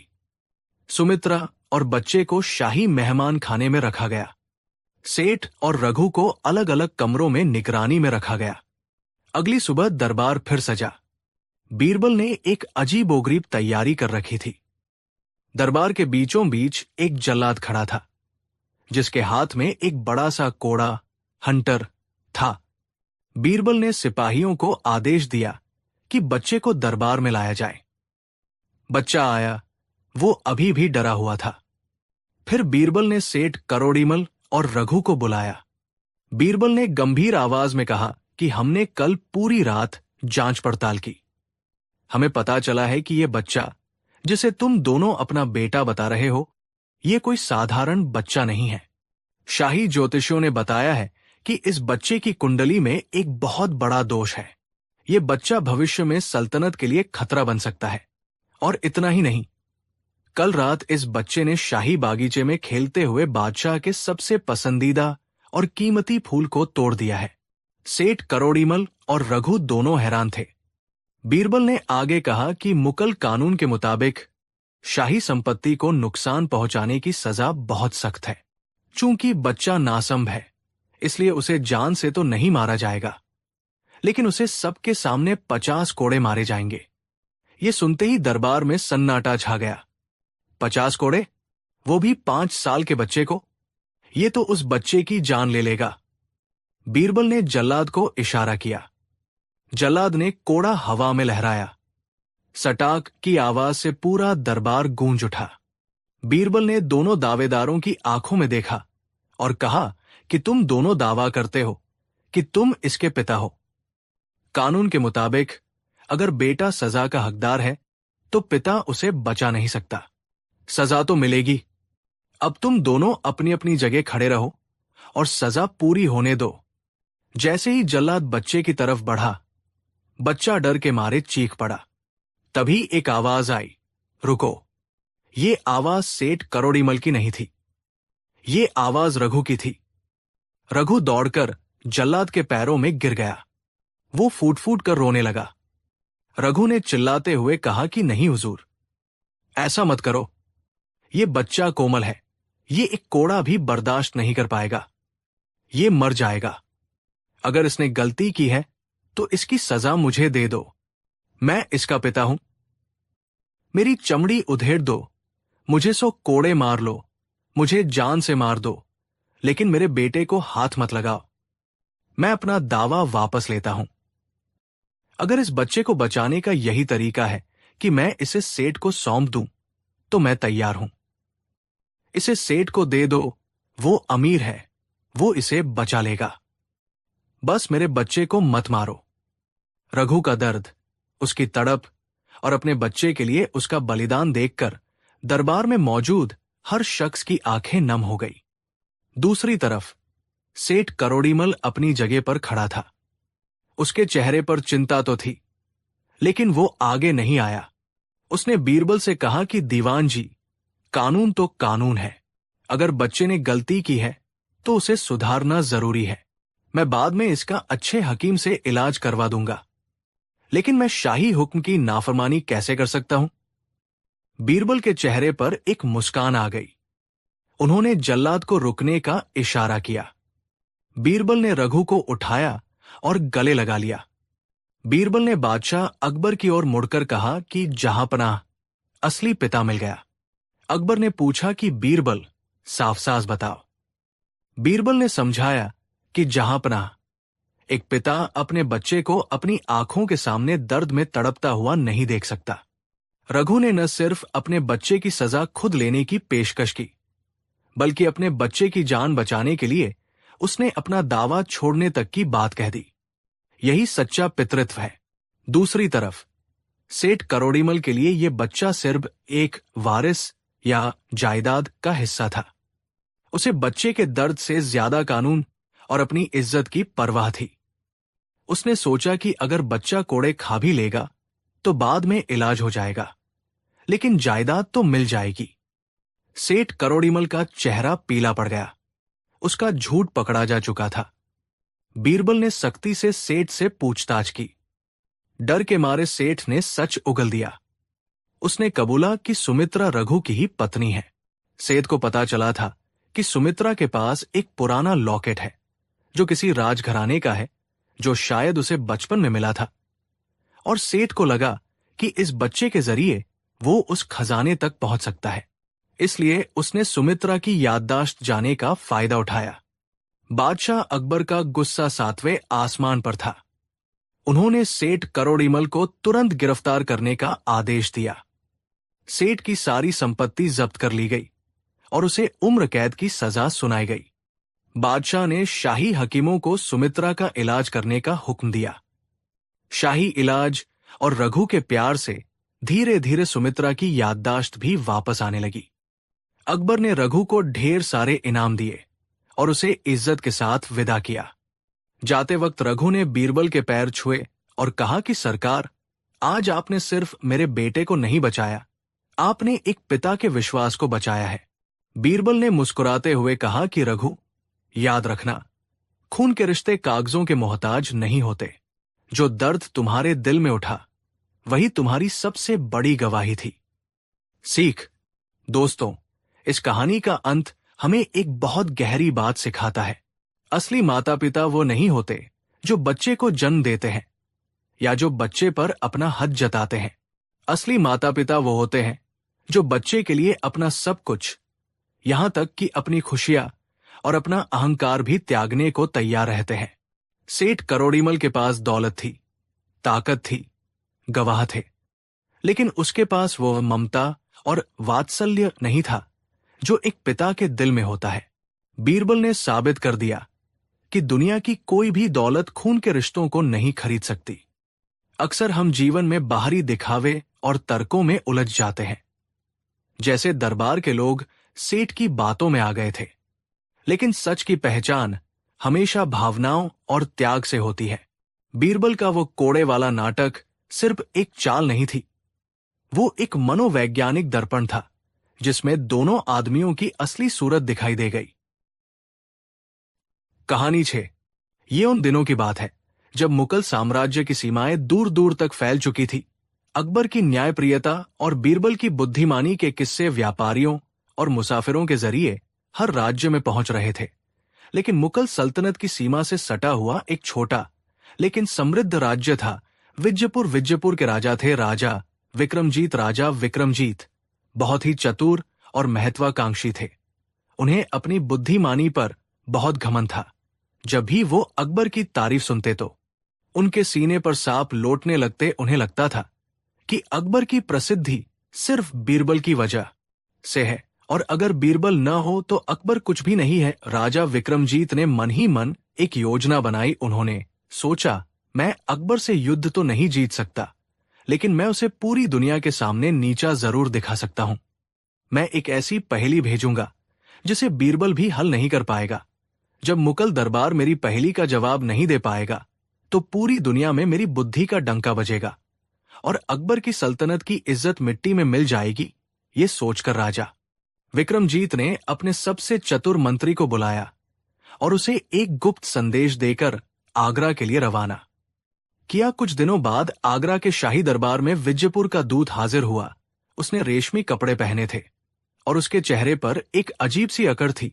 उसने बादशाह अकबर को झुककर प्रणाम किया, लेकिन उसकी आंखों में सम्मान नहीं बल्कि एक चुनौती थी। दूत ने कहा, शहंशाह हिंद, हमारे महाराज राजा विक्रमजीत ने आपके लिए मित्रता का पैगाम और एक छोटी सी भेंट भेजी है। अकबर ने भेंट स्वीकार की, लेकिन दूत की बात अभी खत्म नहीं हुई थी। दूत ने कहा, महाराज विक्रमजीत आपकी और आपके नवरत्न बीरबल की बुद्धिमानी के बहुत बड़े प्रशंसक हैं, इसलिए उन्होंने आपकी बुद्धिमत्ता को परखने के लिए एक छोटा सा प्रश्न भेजा है। वो जानना चाहते हैं कि क्या मुगल दरबार उतना ही ज्ञानी है जितनी उसकी प्रसिद्धि है। दरबार में कानाफूसी शुरू हो गई। ये दोस्ती का पैगाम नहीं बल्कि खुली चुनौती थी। अकबर ने कहा, कैसा प्रश्न, हम हर चुनौती के लिए तैयार है। दूत ने अपनी जेब से एक पत्र निकाला और उसे पढ़ना शुरू किया। दूत ने कहा, महाराज विक्रमजीत पूछते हैं, आपके शाही सिंहासन तख्ता उसकी सटीक लंबाई और चौड़ाई कितनी है, लेकिन उनकी 3 शर्तें हैं। पहली शर्त, आप सिंहासन को किसी भी चीज से छू नहीं सकते। दूसरी शर्त, आप किसी भी नापने वाले औजार जैसे कि गज, रस्सी या धागे का इस्तेमाल नहीं कर सकते। और तीसरी शर्त, आपको जवाब अंदाजे से नहीं बल्कि एकदम सटीक देना होगा। ये सुनते ही पूरे दरबार में ऐसा सन्नाटा छा गया जैसे सबको सांप सूंघ गया हो। ये कैसी पहेली थी, बिना छुए और बिना नापे किसी चीज की लंबाई चौड़ाई कैसे बताई जा सकती है। ये तो असंभव था। अकबर का सिंहासन कोई मामूली कुर्सी नहीं थी, वो सोने हीरे और जवाहरातों से जड़ा एक विशाल तख्त था। उसकी नक्काशी बहुत ही जटिल थी। मुल्ला दो प्याजा और अन्य दरबारी जो खुद को बहुत बुद्धिमान समझते थे, सिर खुजलाने लगे। ये तो पागलपन है, ये राजा हमें अपमानित करना चाहता है, इसका कोई जवाब नहीं हो सकता। अकबर का चेहरा चिंता से भर गया। ये सिर्फ एक सवाल नहीं था, ये उनकी सल्तनत की इज्जत का सवाल था। अगर वे जवाब नहीं दे पाए तो ये खबर पूरी दुनिया में फैल जाएगी कि मुगल दरबार एक छोटी सी पहेली भी हल नहीं कर सका। अकबर ने अपनी नजरों को उस एक शख्स की ओर घुमाया जो हर मुश्किल में उनका सहारा था। बीरबल। बीरबल अपनी जगह पर शांत खड़े थे। उनके चेहरे पर न कोई चिंता थी न कोई घबराहट, बस एक हल्की सी रहस्यमयी मुस्कान थी, जैसे वो राजा विक्रमजीत के दिमाग को पत रहे हों। अकबर ने पूछा, बीरबल, अब इस सल्तनत की लाज तुम्हारे हाथ में है, क्या इस पहेली का कोई हल है? बीरबल ने कहा, जहां अपना दुनिया में ऐसी कोई पहेली नहीं बनी जिसका हल इंसान का दिमाग न निकाल सके और ये तो बहुत ही सरल प्रश्न है, सरल। पूरा दरबार हैरान था। विजयपुर का दूत भी मन ही मन हंसने लगा। ये दरबारी या तो पागल है या बहुत बड़ा अहंकारी, देखता हूं कैसे जवाब देता है। बीरबल ने दूत से कहा, अपने महाराज से कहना कि हमें उनका चैलेंज स्वीकार है, लेकिन हमें जवाब सोचने के लिए 1 दिन का समय चाहिए। कल इसी समय हम उन्हें उनके सवाल का एकदम सटीक जवाब देंगे। दूत अकड़कर बोला, ठीक है, हम कल तक इंतजार करेंगे, लेकिन याद रहे जवाब में एक बाल बराबर भी चूक नहीं होनी चाहिए। दरबार खत्म होने के बाद अकबर ने बीरबल को अपने निजी कक्ष में बुलाया और पूछा, बीरबल, क्या तुम सच में इसका जवाब जानते हो या तुमने सिर्फ दरबार में हमारी इज्जत बचाने के लिए समय मांगा है? बीरबल ने कहा, हुजूर, जवाब तो मुझे उसी वक्त पता चल गया था जब मैंने उस दूत की आंखों में घमंड देखा था। राजा विक्रमजीत ने ये पहेली हमें फंसाने के लिए बनाई है, लेकिन वो ये भूल गए कि हर जाल में एक निकलने का रास्ता भी होता है। अकबर ने पूछा, लेकिन कैसे? बीरबल, हम सिंहासन को छू भी नहीं सकते, नाप भी नहीं सकते। बीरबल ने मुस्कुराते हुए कहा, हुजूर, जब सीधी उंगली से घी न निकले तो उंगली टेढ़ी करनी पड़ती है। हम सिंहासन को नहीं नापेंगे, हम सिंहासन की परछाई को नापेंगे। अकबर हैरान रह गए और बोले, परछाई? बीरबल ने कहा, जी हुजूर, राजा ने सिंहासन को छूने से मना किया है, उसकी परछाई को नहीं। और उन्होंने औजार इस्तेमाल करने से मना किया है, लेकिन उन्होंने इंसानी कदमों का इस्तेमाल करने से मना नहीं किया है। बीरबल ने अपनी पूरी योजना बादशाह को समझाई। अकबर का चेहरा खिल उठा। उन्हें यकीन हो गया कि बीरबल इस दिमागी लड़ाई में भी जीत हासिल करेंगे। अगले दिन दरबार फिर से लगा। विजयपुर का दूत अपनी जीत का सपना देखता हुआ अकड़ कर खड़ा था। उसे पूरा यकीन था कि बीरबल के पास कोई जवाब नहीं होगा और आज वो मुगल सल्तनत को अपमानित करके ही जाएगा। अकबर अपने सिंहासन पर बैठे थे और आज उनके चेहरे पर चिंता की जगह एक आत्मविश्वास भरी मुस्कान थी। बीरबल ने पूछा, दूत महोदय, क्या आप अपने सवाल का जवाब सुनने के लिए तैयार है? दूत ने कहा, हम कब से तैयार है, बताइए। आपके शहंशाह का सिंहासन कितना लंबा और कितना चौड़ा है? बीरबल ने जवाब देने से पहले एक अजीब सी हरकत की। उन्होंने दरबार के मुख या द्वारपाल को बुलाया और पूछा, द्वारपाल जी, क्या आप बता सकते हैं कि कल जब ये दूत दरबार में आया था तो क्या ये सीधा मेरे पास आया था या पहले इसने बादशाह सलामत को प्रणाम किया था? द्वारपाल ने कहा, दीवान जी, इसने पहले बादशाह सलामत को झुककर प्रणाम किया था। बीरबल ने कहा, बहुत खूब। और जब इसने प्रणाम किया था तो क्या ये सिंहासन के ठीक सामने खड़ा था? द्वारपाल ने कहा, जी हुजूर, बिल्कुल सामने। बीरबल अब उस दूत की ओर मुड़े और बोले, दूत महोदय, अब आप अपनी जगह से हिलिएगा मत, बस वही खड़े रहिए। बीरबल ने फिर वजीर आला को बुलाया और उनके कान में कुछ कहा। वजीर आला मुस्कुराते हुए दरबार से बाहर चले गए। दूत को कुछ समझ नहीं आ रहा था कि ये सब क्या हो रहा है। थोड़ी देर बाद वजीर आला 2 सेवकों के साथ वापस आए। उनके हाथ में 2 बड़ी बड़ी मोमबत्तियां और आग जलाने का सामान था। बीरबल ने उन मोमबत्तियों को सिंहासन के दोनों ओर कुछ दूरी पर रखवा दिया और उन्हें जलवा दिया। दरबार के अंदर रोशनी कम थी, इसलिए मोमबत्तियों के जलते ही सिंहासन की एक विशाल और स्पष्ट परछाई दरबार के फर्श पर बनने लगी। अब बीरबल उस दूत के पास गए और मुस्कुराते हुए कहा, दूत महोदय, आपके राजा ने सिंहासन को नापने से मना किया था, उसकी परछाई को नहीं। अब आप जो अपने राजा के सबसे वफादार सेवक हैं, अपने ही कदमों से इस परछाई को नापेंगे। दूत हक्का बक्का रह गया। ये तो उसने सोचा ही नहीं था। उसने पूछा, मैं क्यों नापूं? बीरबल ने कहा, क्योंकि आप ही इस पहेली का जवाब है। जब कल आप सिंहासन के सामने खड़े थे तो आपकी लंबाई और सिंहासन की परछाई की लंबाई एक समान थी। आप जितने ऊंचे हैं, ये सिंहासन उतना ही चौड़ा है, और आपकी कमर की जितनी चौड़ाई है, ये सिंहासन उतना ही गहरा है। जाइए, अपने कदमों से नाप लीजिए और अपने राजा को बता दीजिए। ये सुनते ही पूरा दरबार ठाकों से गूंज उठा। क्या शानदार जवाब था! बीरबल ने न सिर्फ पहेली को हल किया, बल्कि उस राजा के ही दूत को अपने जवाब का हिस्सा बना लिया। दूत का चेहरा शर्म से लाल हो गया। उसके पास कोई चारा नहीं था। उसने कांपते कदमों से सिंहासन की परछाई को नापा। वो हैरान रह गया। बीरबल की बात एकदम सही थी। लेकिन बीरबल अभी रुके नहीं थे। उन्हें राजा विक्रमजीत के घमंड को पूरी तरह तोड़ना था। बीरबल ने कहा, दूत महोदय, अब जब आपको अपने सवाल का जवाब मिल गया है तो हमारी तरफ से भी अपने महाराज के लिए एक छोटा सा तोहफा और एक पहेली लेते जाइए। बीरबल ने एक संदूक मंगवाया। उस संदूक में एक मुट्ठी राख और एक मुट्ठी रेत रखी थी। बीरबल ने कहा, अपने महाराज से कहना कि इस संदूक में दो चीजें हैं, एक है ज्ञान और दूसरी है अहंकार। उन्हें पहचानना है कि कौन सी चीज ज्ञान है और कौन सी अहंकार, और हाँ, उन्हें यह भी बताना है कि दोनों में से किसकी कीमत ज्यादा है। दूत वो संदूक लेकर शर्मिंदा होकर विजयपुर लौट गया। जब राजा विक्रमजीत ने अपनी हार और बीरबल की नई पहेली के बारे में सुना तो उनका सिर चकरा गया। राख और रेत में ज्ञान और अहंकार क्या है? कई दिनों तक विजयपुर के दरबार में कोई भी इस पहेली को हल नहीं कर पाया। अंत में हारकर राजा विक्रमजीत को खुद अकबर के दरबार में आना पड़ा। उन्होंने अकबर से अपनी ईर्ष्या के लिए माफी मांगी और बीरबल से उस पहेली का जवाब पूछा। बीरबल ने मुस्कुराते हुए समझाया, महाराज, रेत जो है वो ज्ञान है। जैसे रेत के कण अनगिनत होते हैं वैसे ही ज्ञान भी अनंत है। आप जितना सीखते हैं उतना ही कम लगता है। और ये राख, ये अहंकार है।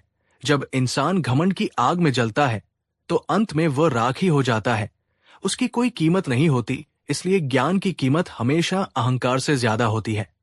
ये सुनकर राजा विक्रमजीत की आंखें खुल गई। उन्होंने बीरबल को गले लगा लिया और हमेशा के लिए अकबर से मित्रता का हाथ बढ़ा लिया। तो दोस्तों, देखा आपने बीरबल ने कैसे अपनी असाधारण सोच से एक असंभव लगने वाली चुनौती को न सिर्फ हल किया बल्कि दुश्मन को दोस्त भी बना लिया। इस कहानी से हमें 3 बहुत गहरी बातें सीखने को मिलती है। पहली, ये कि समस्या को अलग नजरिए से देखें। जब सीधा रास्ता बंद हो तो बीरबल की तरह टेढ़ा रास्ता अपनाना पड़ता है। उन्होंने सिंहासन को नहीं, उसकी परछाई को नापा। जीवन में भी कई बार हमें समस्या को एक अलग दृष्टिकोण से देखने की जरूरत होती है। दूसरी, ये कि घमंड का सिर नीचा होता है। राजा विक्रमजीत अपनी बुद्धि के घमंड में चूर थे, लेकिन अंत में उन्हें बीरबल के सामने झुकना ही पड़ा। कहानी 7, ये उन दिनों की बात है जब मुगल साम्राज्य अपने चरम पर था। अकबर की हुकूमत हिंदुस्तान के कोने कोने तक फैल चुकी थी। खजाने भरे हुए थे, सेना अजेय थी और प्रजा खुशहाल थी। हर तरफ जलालुद्दीन मोहम्मद अकबर की जय जयकार हो रही थी। धीरे धीरे इन तारीफों ने अकबर के दिमाग पर असर करना शुरू कर दिया। चापलूस दरबारियों ने आग में घी डालने का काम किया। वे हर रोज अकबर की शान में कसीदे पढ़ते, जहां अपना आप तो साक्षात ईश्वर का रूप है, हुजूर आपकी मर्जी के बिना तो पत्ता भी नहीं हिलता, आप सर्वशक्तिमान हैं। एक दिन दरबार लगा हुआ था। अकबर अपने मखमली सिंहासन पर बैठे थे। उनके चेहरे पर एक अजीब सा गुरूर था। उन्होंने दरबारियों की ओर देखा और एक ऐसा सवाल पूछा जिसने सबको चौंका दिया। अकबर ने पूछा, दरबारियों, हमें लगता है कि हम और ईश्वर एक समान हैं, बल्कि कभी कभी हमें लगता है कि हम ईश्वर से भी बड़े हैं। क्या तुम लोग हमारी इस बात से सहमत हो? दरबार में सन्नाटा छा गया।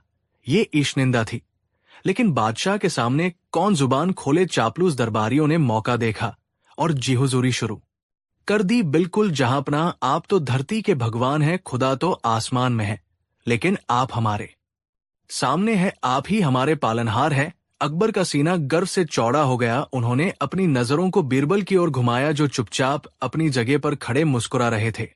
अकबर को बीरबल की ये खामोशी चुभ गई। अकबर ने पूछा, बीरबल, तुम चुप क्यों हो? क्या तुम्हें हमारी महानता पर शक है? बताओ हमें। और खुदा में कौन बड़ा है? बीरबल जानते थे कि ये एक जाल है। अगर वे अकबर को बड़ा बताते हैं तो ये झूठ और पाप होगा, और अगर वे खुदा को बड़ा बताते हैं तो अकबर का गुस्सा उन पर टूट पड़ेगा। लेकिन बीरबल तो बीरबल थे। बीरबल ने कहा, जहांपना, इसमें शक्कीक या गुंजाइश है, आप खुदा से बड़े हैं। पूरा दरबार सन्न रह गया, यहां तक कि अकबर भी हैरान हो गए। उन्हें उम्मीद नहीं थी कि बीरबल इतनी आसानी से मान जाएंगे। अकबर ने खुश होकर कहा, वाह बीरबल, हमें तुमसे यही उम्मीद थी, लेकिन तुम्हें यह साबित करना होगा। बताओ, हम खुदा से बड़े कैसे हैं? बीरबल ने कहा, हुजूर, ये मैं अभी नहीं बता सकता। इसके लिए मुझे सही वक्त और सही माहौल चाहिए। मुझे 2 दिन का समय दीजिए। मैं सबके सामने साबित कर दूंगा कि आप खुदा से बड़े हैं। अकबर ने खुशी खुशी इजाजत दे दी। 2 दिन तक बीरबल दरबार नहीं आए। वे शहर की गलियों में घूमते रहे, कुछ ढूंढते रहे। उन्होंने एक कुम्हार से एक अजीब सी चीज बनवाई। ये एक मिट्टी का पुतला था, एक छोटे बच्चे का पुतला। बीरबल ने उसे बहुत ही सुंदर कपड़े पहनाए, उसे गहनों से सजाया और उसे एक मखमली टोकरी में रख दिया। तीसरे दिन बीरबल दरबार में हाजिर हुए। उनके हाथ में वो टोकरी थी जिसे उन्होंने कपड़े से ढक रखा था। अकबर बेसब्री से इंतजार कर रहे थे। अकबर ने पूछा, आओ बीरबल, क्या तुम अपना जवाब लाए हो? क्या तुम साबित कर सकते हो कि हम खुदा से बड़े हैं? बीरबल ने कहा, जी जहां पनाह, लेकिन उससे पहले मैं आपको कुछ दिखाना चाहता हूं। ये मेरे एक मित्र का बेटा है, इसे शहजादा हिंद कहा जाता है। ये बहुत ही नाजुक और प्यारा है। मैं चाहता हूं कि आप इसे अपनी गोद में लें और इसे अपना आशीर्वाद दें। अकबर को बच्चों से बहुत प्यार था। उन्होंने उत्सुकता से हाथ बढ़ाए। बीरबल ने धीरे से वो बच्चा, जो असल में मिट्टी का पुतला था, अकबर की गोद में रख दिया। अकबर उसे बड़े प्यार से निहारने लगे। पुतला इतना सजीव बना था कि एक पल के लिए अकबर को लगा कि वो असली बच्चा है। तभी बीरबल ने अपनी चाल चली। बीरबल ने जोर से कहा, अरे संभल कर जहांपनाह, ये बच्चा बहुत चंचल है, कहीं गिर न जाए। अकबर का ध्यान बंटा और अचानक बीरबल ने जानबूझकर अकबर के हाथ को हल्का सा धक्का दिया। वो मिट्टी का पुतला अकबर के हाथों से छूटकर जमीन पर गिर पड़ा। छपाक पुतला जमीन पर गिरते ही चकनाचूर हो गया, उसके टुकड़े टुकड़े बिखर गए। अकबर हक्के बक्के रह गए। उन्हें लगा कि उन्होंने एक असली बच्चे को गिरा दिया है, लेकिन जब उन्होंने ध्यान से देखा तो पाया कि वो सिर्फ मिट्टी का एक खिलौना था। अकबर का चेहरा गुस्से से लाल हो गया। उन्हें लगा कि बीरबल ने उनका मजाक उड़ाया है। अकबर ने दहाड़ते हुए कहा, बीरबल, ये क्या बदतमीजी है? तुमने हमें एक मिट्टी का खिलौना थमाया और हमारा वक्त बर्बाद किया। इसका हमारे सवाल से क्या ताल्लुक है? बीरबल ने झुककर सलाम किया और बहुत ही शांत स्वर में बोले, गुस्ताखी माफ हो जहांपनाह, लेकिन यही तो मेरा जवाब है। देखिए, इस मिट्टी के पुतले को ये टूट गया, बिखर गया। अब मेरा सवाल आपसे है, क्या आप इस टूटे हुए पुतले को दोबारा जोड़ सकते हैं? क्या आप इसे वापस वैसा ही बना सकते हैं जैसा ये पहले था? अकबर ने झुरलाते हुए कहा, नहीं, ये मिट्टी है, एक बार टूट गई तो जुड़ नहीं सकती, इसे फेंकना ही पड़ेगा। बीरबल ने कहा, बिल्कुल हुजूर, आप इसे नहीं जोड़ सकते, आप इसे दोबारा नहीं बना सकते, लेकिन वो ऊपर वाला, वो खुदा, वो हम इंसानों को मिट्टी से बनाता है। हम टूटते हैं, बिखरते हैं, मरते हैं, और वो हमें फिर से मिट्टी में मिला देता है और फिर उसी मिट्टी से वो नया जीवन पैदा करता है। वो सृजनहार है, वो टूटे हुए को जोड़ सकता है, मरे हुए में जान डाल सकता है। अकबर ध्यान से सुन रहे थे, लेकिन अभी भी उनका अहंकार पूरी तरह नहीं टूटा था। अकबर ने कहा, तो इससे ये कैसे साबित हुआ कि हम खुदा से बड़े हैं? तुमने तो कहा था कि हम बड़े हैं। बीरबल ने मुस्कुराते हुए कहा, जी हुजूर, मैंने सच कहा था, आप खुदा से बड़े हैं, क्योंकि एक काम ऐसा है जो आप कर सकते हैं लेकिन खुदा नहीं कर सकता। पूरा दरबार सांस रोके खड़ा था। अकबर की आंखों में जिज्ञासा थी। अकबर ने पूछा, वो कौन सा काम है? बीरबल ने कहा, जहांपनाह, जब आप किसी से नाराज होते हैं, जब कोई गलती करता है, तो आप उसे देश निकाला दे सकते हैं, आप उसे अपनी सल्तनत से बाहर निकाल सकते हैं। आप कह सकते हैं, जाओ, मेरे राज्य से बाहर चले जाओ। बीरबल एक पल रुके और फिर अपनी आवाज को गहरा करते हुए बोले, लेकिन वो बेचारा खुदा, वो ये नहीं कर सकता। ये पूरी कायनात, ये पूरी धरती, ये पूरा ब्रह्मांड उसी का बनाया हुआ है। अगर वह किसी से नाराज हो भी जाए तो उसे निकालेगा कहा। उसकी सल्तनत के बाहर तो कुछ है ही नहीं, हर जगह उसी का राज है। इसलिए निकालने की ताकत में आप उससे बड़े हैं, क्योंकि आपकी सल्तनत की एक सीमा है, लेकिन उसकी सल्तनत की कोई सीमा नहीं। बीरबल के इन शब्दों ने जैसे अकबर के दिल पर हथौड़े की चोट की। उसकी सल्तनत के बाहर कुछ है ही नहीं, इस एक वाक्य ने अकबर को उनकी औकात याद दिला दी। उन्हें समझ आ गया कि उनकी सल्तनत, जिस पर उन्हें इतना घमंड है, वो उस ईश्वर की अनंत सृष्टि का एक धूल के कण के बराबर भी नहीं है। अकबर का गुस्सा शांत हो गया, उनका अहंकार पिघलने लगा। वे अपने सिंहासन से नीचे उतरे। उन्होंने बीरबल के कंधे पर हाथ रखा।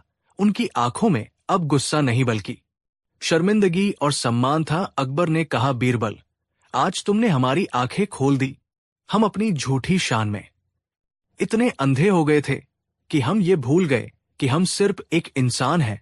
तुमने सही कहा, हम किसी को अपने राज्य से निकाल सकते हैं, क्योंकि हमारा राज्य छोटा है, सीमित है, लेकिन उस मालिक का राज्य अनंत है। हम उसके सामने कुछ भी नहीं है। अकबर ने दरबारियों की ओर मुड़कर कहा, आज से इस दरबार में कोई भी हमारी तुलना ईश्वर से नहीं करेगा। हम सिर्फ एक सेवक है, जिसे उस मालिक ने प्रजा की सेवा के लिए चुना है। और बीरबल, तुम सिर्फ हमारे मंत्री नहीं, हमारे सच्चे गुरु हो। उस दिन के बाद अकबर ने कभी अपने आप को ईश्वर के बराबर नहीं समझा। वे और भी दयालु और विनम्र हो गए। तो दोस्तों, देखा आपने बीरबल ने कितनी खूबसूरती से बिना बादशाह का अपमान किए उन्हें जीवन का सबसे बड़ा पाठ पढ़ा दिया। उन्होंने अकबर के ही सवाल को घुमाकर ऐसा जवाब दिया कि बादशाह का घमंड भी टूट गया और बीरबल की जान भी बच गई। इस कहानी से हमें 3 बड़ी बातें सीखने को मिलती है। पहली, ये कि घमंड का पतन निश्चित है। चाहे आप कितने भी शक्तिशाली क्यों न हो, अहंकार आपको विनाश की ओर ले जाता है। दूसरी, ये कि सच्चा दोस्त वही है जो आईना दिखाए।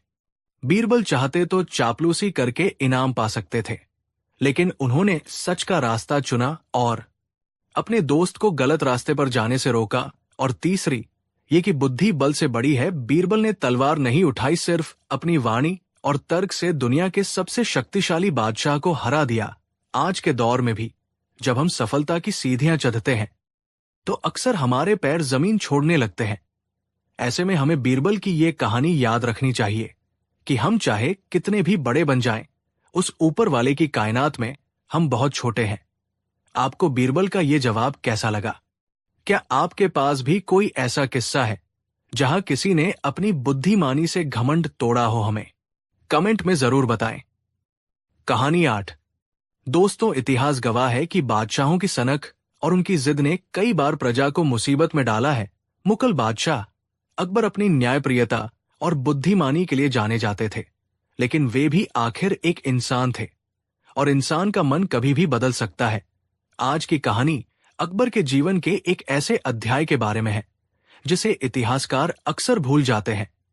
एक ऐसा दिन जब बादशाह अकबर ने एक ऐसा तुगल की फरमान सुनाया जिसने पूरे आगरा शहर को अंधेरे में धकेल दिया। उन्होंने हुक्म दिया कि मेरे शहर की हर चीज को काला कर दो। आखिर क्यों दिया अकबर ने ऐसा अजीब हुक्म? क्या ये उनका पागलपन था या कोई गहरी साजिश? और जब पूरा शहर काले रंग में डूबने लगा, तब बीरबल ने कैसे बचाई आगरा की रौनक? ये कहानी आपको हंसाएगी भी और हैरान भी करेगी। तो चलिए चलते हैं उस दौर में जब बादशाह की जुबान से निकला हर शब्द कानून बन जाता था। जेठ का महीना था। आगरा में सूरज आग बरसा रहा था। गर्मी इतनी थी कि पक्षी भी पेड़ों की छाव छोड़ने को तैयार नहीं थे। शाही किले के अंदर भी गर्मी का असर साफ दिखाई दे रहा था। बादशाह अकबर अपने निजी कक्ष में आराम कर रहे थे, लेकिन उन्हें चैन नहीं मिल रहा था। उनके सिर में भयंकर दर्द था। हकीमों ने कई दवाइयां दी, लेकिन दर्द कम होने का नाम नहीं ले रहा था। अकबर ने अपनी खिड़की से बाहर देखा। बाहर बागीचे में रंग बिरंगे फूल खिले थे, लाल गुलाब, पीली गेंदा और हरे भरे पेड़। सूरज की तेज रोशनी इन रंगों पर पड़ रही थी और चमक रही थी। ये चमक अकबर की आंखों में चुभने लगी। अकबर ने झुंझलाकर पर्दा गिरा दिया और गुस्से में कहा, उफ, ये चमक, ये रंग, ये सब मेरे सिर के दर्द को और बढ़ा रहे हैं। जहां देखो वहां रंग ही रंग है, लाल पीला हरा। क्या कहीं शांति नहीं है? तभी वहां मुल्ला दो प्याजा और कुछ अन्य दरबारी हालचाल पूछने आए। मुल्ला दो प्याजा हमेशा बीरबल को नीचा दिखाने के मौके की तलाश में रहते थे। उन्होंने देखा कि बादशाह रंगों से परेशान है। मुल्ला दो प्याजा ने कहा, जहां पनाह लगता है, ये चकाचौंध आपकी तबीयत नासाज कर रही है। हकीम कहते हैं कि जब मन अशांत हो तो आंखों को अंधेरे या गहरे रंगों से सुकून मिलता है। अकबर ने सिर पकड़ते हुए कहा, तुम सही कहते हो मुल्ला, ये रंग बिरंगी दुनिया मुझे काट रही है। मुझे सुकून चाहिए, मुझे ठंडक चाहिए। और काला रंग, हाँ, काला रंग ही ठंडक और शांति का प्रतीक है। उसमें कोई चमक नहीं होती। अकबर का गुस्सा और दर्द एक अजीब जिद में बदल गया। वे अचानक अपने बिस्तर से उठे और दरबार में जाने का फैसला किया। दरबार लगा बादशाह के चेहरे पर तनाव साफ दिख रहा था। बीरबल उस समय किसी सरकारी काम से पड़ोसी राज्य गए हुए थे, इसलिए दरबार में अकबर को रोकने वाला या समझाने वाला कोई नहीं था। अकबर ने सिंहासन पर बैठते ही एक ऐसा ऐलान किया जिसे सुनकर दरबारियों के पसीने छूट गए। अकबर ने कहा, दरबारियों गौर से सुनो, हमें ये रंग बिरंगी दुनिया अब पसंद नहीं आ रही। ये चमक हमारी आंखों को चुभ रही है। हमारा हुक्म है कि कल सूरज ढलने से पहले पूरे आगरा शहर को काले रंग में रंग दिया जाए। दरबार में सन्नाटा छा गया। एक मंत्री ने हिम्मत करके पूछा, जहां पनाह पूरा शहर मतलब घर दीवारें बाजार। अकबर ने दहाड़ते हुए कहा, सब कुछ घर दीवारें दरवाजे, यहां तक कि बागीचे के गमले और पेड़ों के तने भी हमें सिर्फ काला रंग दिखना चाहिए। जो भी चीज चमकती है उसे काला कर दो, हमें अपनी सल्तनत में सिर्फ शांति चाहिए। मुल्ला दो प्याजा ने सोचा कि यही मौका है बादशाह की नजरों में चढ़ने का। मुल्ला ने कहा, वाह क्या विचार है। जहां पनाह काला रंग तो गहराई और गंभीरता का प्रतीक है। इससे शहर में एकसारता आएगी, कोई अमीर नहीं कोई गरीब नहीं, सब काले रंग में एक समान दिखेंगे। ये तो एक क्रांतिकारी कदम है। अकबर ने मुल्ला की तारीफ सुनी और खुश हो गए। अकबर ने कहा, वज़राला, शाही खजाने का मुंह खोल दिया जाए। जितना भी काला रंग कोयला या स्याही बाजार में है सब खरीद लो और मुनादी करवा दो कि अगर किसी का घर कल शाम तक काला नहीं हुआ तो उसे कोड़े मारे जाएंगे। शाही फरमान जारी होते ही आगरा में अफरातफरी मच गई। सिपाही ढोल बजाकर मुनादी करने लगे कि सुनो सुनो सुनो, बादशाह का हुक्म है, सब कुछ काला करो। बेचारे गरीब लोग जिनके पास खाने के पैसे नहीं थे, वे काला रंग खरीदने के लिए दौड़े। बाजार में काले रंग की कीमत आसमान छूने लगी। जब रंग खत्म हो गया तो लोगों ने कोयला पीसकर कालिख मिलाकर और जली हुई लकड़ी की राख से अपने सुंदर घरों को पोतना शुरू कर दिया। आगरा, जो अपनी खूबसूरती और संगमरमर की इमारतों के लिए जाना जाता था, अब एक भूतिया शहर जैसा दिखने लगा था। सफेद दीवारें काली हो गई, सुंदर नक्काशीदार दरवाजे काले कर दिए गए, यहां तक कि लोगों ने डर के मारे अपने पालतू जानवरों गाय बैलों पर भी कालिख मल दी। लेकिन असली मुसीबत तो अब शुरू हुई। विज्ञान का नियम है कि काला रंग गर्मी को सोखता है। जेठ की गर्मी पहले ही जानलेवा थी।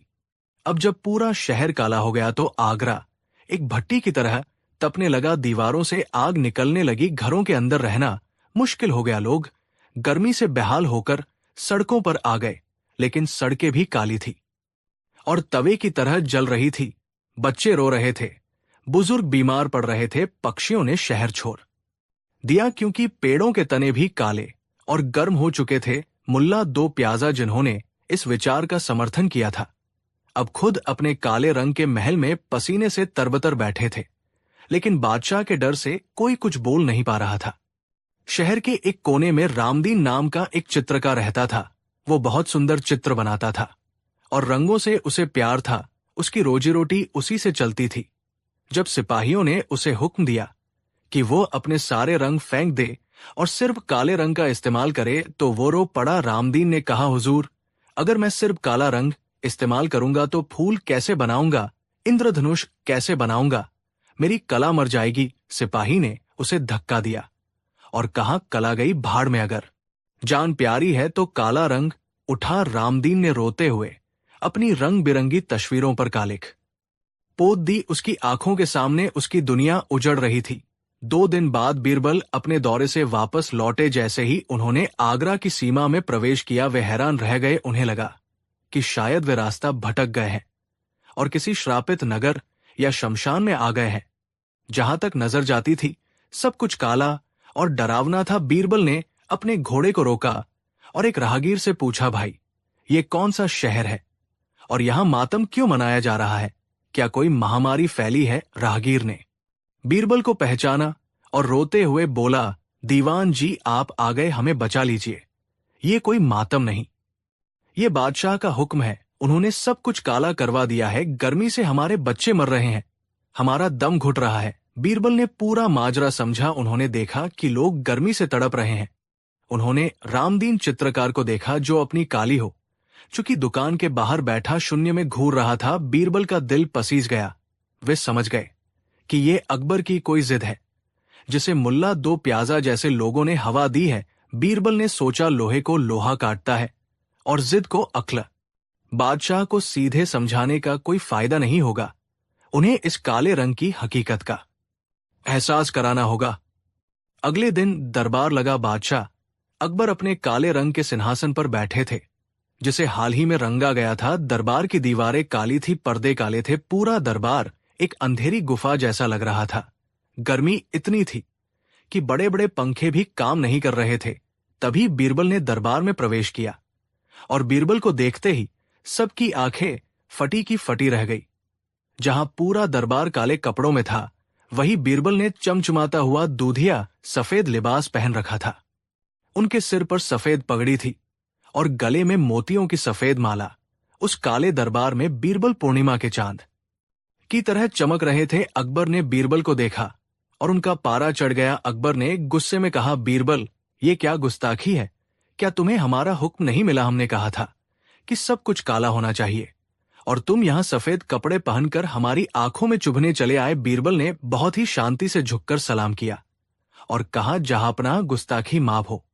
मुझे आपका हुक्म मिला था और यकीन मानिए मैं उसका पालन करने के लिए पूरी तरह तैयार था। अकबर ने पूछा, तो फिर ये सफेद लिबास क्यों? बीरबल ने कहा, हुजूर, मैं बाजार गया था काला रंग खरीदने, लेकिन आपने तो पूरे शहर का रंग ही खरीद लिया। बाजार में एक बूंद काला रंग नहीं बचा। मैंने कोयला ढूंढा, वो भी खत्म। मैंने कालिक ढूंढी, वो भी खत्म। अब आप ही बताइए, जब रंग ही नहीं बचा तो मैं अपने कपड़े काले कैसे करता? इसलिए मजबूरी में मुझे ये सफेद कपड़ा पहनना पड़ा, क्योंकि अब शहर में सिर्फ यही रंग बचा है जिसे कोई पूछ नहीं रहा। अकबर निरुत्तर हो गए। बात तो तार्किक थी, लेकिन बीरबल अभी रुके नहीं थे। बीरबल ने कहा, और जहांपनाह, मैंने ये सफेद रंग इसलिए भी पहना ताकि मैं आपकी काली दुनिया को और अच्छे से दिखा सकूं। अकबर ने पूछा, मतलब? पहेलियां मत बुझाओ बीरबल। बीरबल ने कहा, हुजूर, आपने कहा था कि काला रंग शांति देता है। मैं चाहता हूं कि आप उस शांति का असली अनुभव करें। मैंने आपके लिए बागीचे में एक विशेष तंबू बनवाया है। वो दुनिया का सबसे काला और शांत स्थान है। अगर आप वहां 1 घंटा बिताएंगे तो आपका सिर दर्द हमेशा के लिए चला जाएगा। अकबर को लगा कि बीरबल शायद अपनी गलती सुधार रहा है। वे राजी हो गए। बीरबल ने बागीचे में एक छोटा सा तंबू लगवाया था। वो तंबू मोटे काले कपड़े की कई परतों से बना था। उसके अंदर हवा जाने का भी रास्ता बहुत कम था। दोपहर के 2 बज रहे थे। सूरज आग उगल रहा था। अकबर उस काले तंबू के अंदर गए। जैसे ही वे अंदर गए, बीरबल ने बाहर से पर्दा गिरा दिया। काला रंग होने के कारण तंबू ने सूरज की सारी गर्मी सोख ली थी। अंदर का तापमान बाहर से दोगुना था। वहां घुप अंधेरा था। 5 मिनट के अंदर ही अकबर का दम घुटने लगा। पसीने से उनके शाही कपड़े भीग गए। उन्हें ऐसा लगा जैसे वे किसी भट्टी या कब्र के अंदर है। शांति वहां तो बेचैनी का तूफान था। 10 मिनट बाद अकबर चिल्लाए, बीरबल, पहरेदारों, मुझे बाहर निकालो, यहां तो आग लगी है, मेरा दम घुट रहा है। बीरबल ने तुरंत पर्दा हटाया। अकबर बाहर निकले। उनका चेहरा लाल था और वे बुरी तरह हाँफ रहे थे। उन्होंने ठंडी हवा का एक गहरा सांस लिया। अकबर ने गुस्से में कहा, बीरबल, तुम मेरी जान लेना चाहते थे। वो तंबू था या जहन नुम? वहां इतनी गर्मी क्यों थी? बीरबल ने पानी का गिलास बादशाह को दिया और मुस्कुराते हुए बोले, जहांपनाह, यही तो काले रंग की फितरत है। काला रंग रोशनी को नहीं बल्कि गर्मी को सोखता है। आपने पूरे शहर को उसी काले तंबू में बदल दिया है। सोचिए, आप तो सिर्फ 10 मिनट में बाहर आ गए, लेकिन आपकी प्रजा पिछले 2 दिनों से इसी जहन्नुम में रह रही है। उनके छोटे छोटे घरों में जो अब काले हो चुके हैं, बच्चे और बुजुर्ग कैसे जी रहे होंगे? अकबर सन्न रह गए। उन्हें अपनी गलती का एहसास हुआ। बीरबल ने आगे कहा, और हुजूर, आप कहते हैं कि आपको रंगों से नफरत है, लेकिन जरा सोचिए, अगर दुनिया में सिर्फ काला रंग होता तो हम रोशनी की पहचान कैसे करते? हीरा इसलिए चमकता है क्योंकि वह काले कोयले के बीच होता है। तारे इसलिए सुंदर लगते हैं क्योंकि आसमान काला होता है। और ये सफेद लिबास इसलिए चमक रहा है क्योंकि आपके दरबार की दीवारें काली है। रंग ही जीवन है हुजूर। एक राजा का काम अपनी प्रजा की जिंदगी में रंग भरना है, उन पर कालिक पोतना नहीं। अकबर ने चारों तरफ देखा। उन्हें अब वो काला दरबार डरावना और मनहूस लग रहा था। उन्हें मुल्ला दो प्याजा और उन चापलूसों पर बहुत गुस्सा आया जिन्होंने इस मूर्खतापूर्ण विचार का समर्थन किया था। अकबर ने बीरबल के कंधे पर हाथ रखा। उनकी आंखों में शर्मिंदगी थी। अकबर ने कहा, बीरबल, तुम सच कहते हो। हमारी एक जिद ने हमारे ही शहर को भट्टी बना दिया। हमें माफ कर दो, हम भूल गए थे कि प्रकृति के बनाए नियमों से खिलवाड़ करना इंसान को शोभा नहीं देता। अकबर ने तुरंत नया फरमान जारी किया। अकबर ने कहा, इसी वक्त शाही खजाना खोला जाए, शहर के हर नागरिक को मुफ्त में चूना और रंग दिया जाए, हमारे शहर को वापस सफेद, लाल, पीला और हरा बनाया जाए, और हाँ, रामदीन चित्रकार को दरबार में बुलाया जाए। हम उससे अपनी तस्वीर बनवाएंगे और उसे मुंहमांगा इनाम देंगे। मुल्ला दो प्याजा और अन्य दरबारी सिर झुकाए खड़े थे। शाम होते होते आगरा के लोग बाल्टियां लेकर निकले। उन्होंने अपने घरों की कालिख धोई और दोबारा रंगरोगन शुरू किया। अगली सुबह जब सूरज निकला तो आगरा फिर से मुस्कुरा रहा था। सफेद संगमरमर चमक रहा था और बागीचे के फूल फिर से खिल उठे थे। तो दोस्तों, इस तरह बीरबल ने अपनी सूझबूझ से न सिर्फ बादशाह का अजीब हुक्म बदलवाया, बल्कि पूरे शहर को एक बड़ी मुसीबत से बचाया। इस कहानी से हमें बहुत महत्वपूर्ण बातें सीखने को मिलती है। पहली, ये कि प्रकृति का सम्मान करना चाहिए। कुदरत ने दुनिया को रंगीन बनाया है और हर रंग का अपना महत्व है। हम प्रकृति के नियमों के खिलाफ जाकर खुश नहीं रह सकते। दूसरी, ये कि विविधता में सुंदरता है। जैसे सिर्फ काला रंग बोरिंग और कष्टदायक होता है, वैसे ही जीवन में भी अगर सब कुछ एक जैसा हो जाए तो मजा खत्म हो जाता है। अलग अलग विचार और अलग अलग रंग ही दुनिया को खूबसूरत बनाते हैं।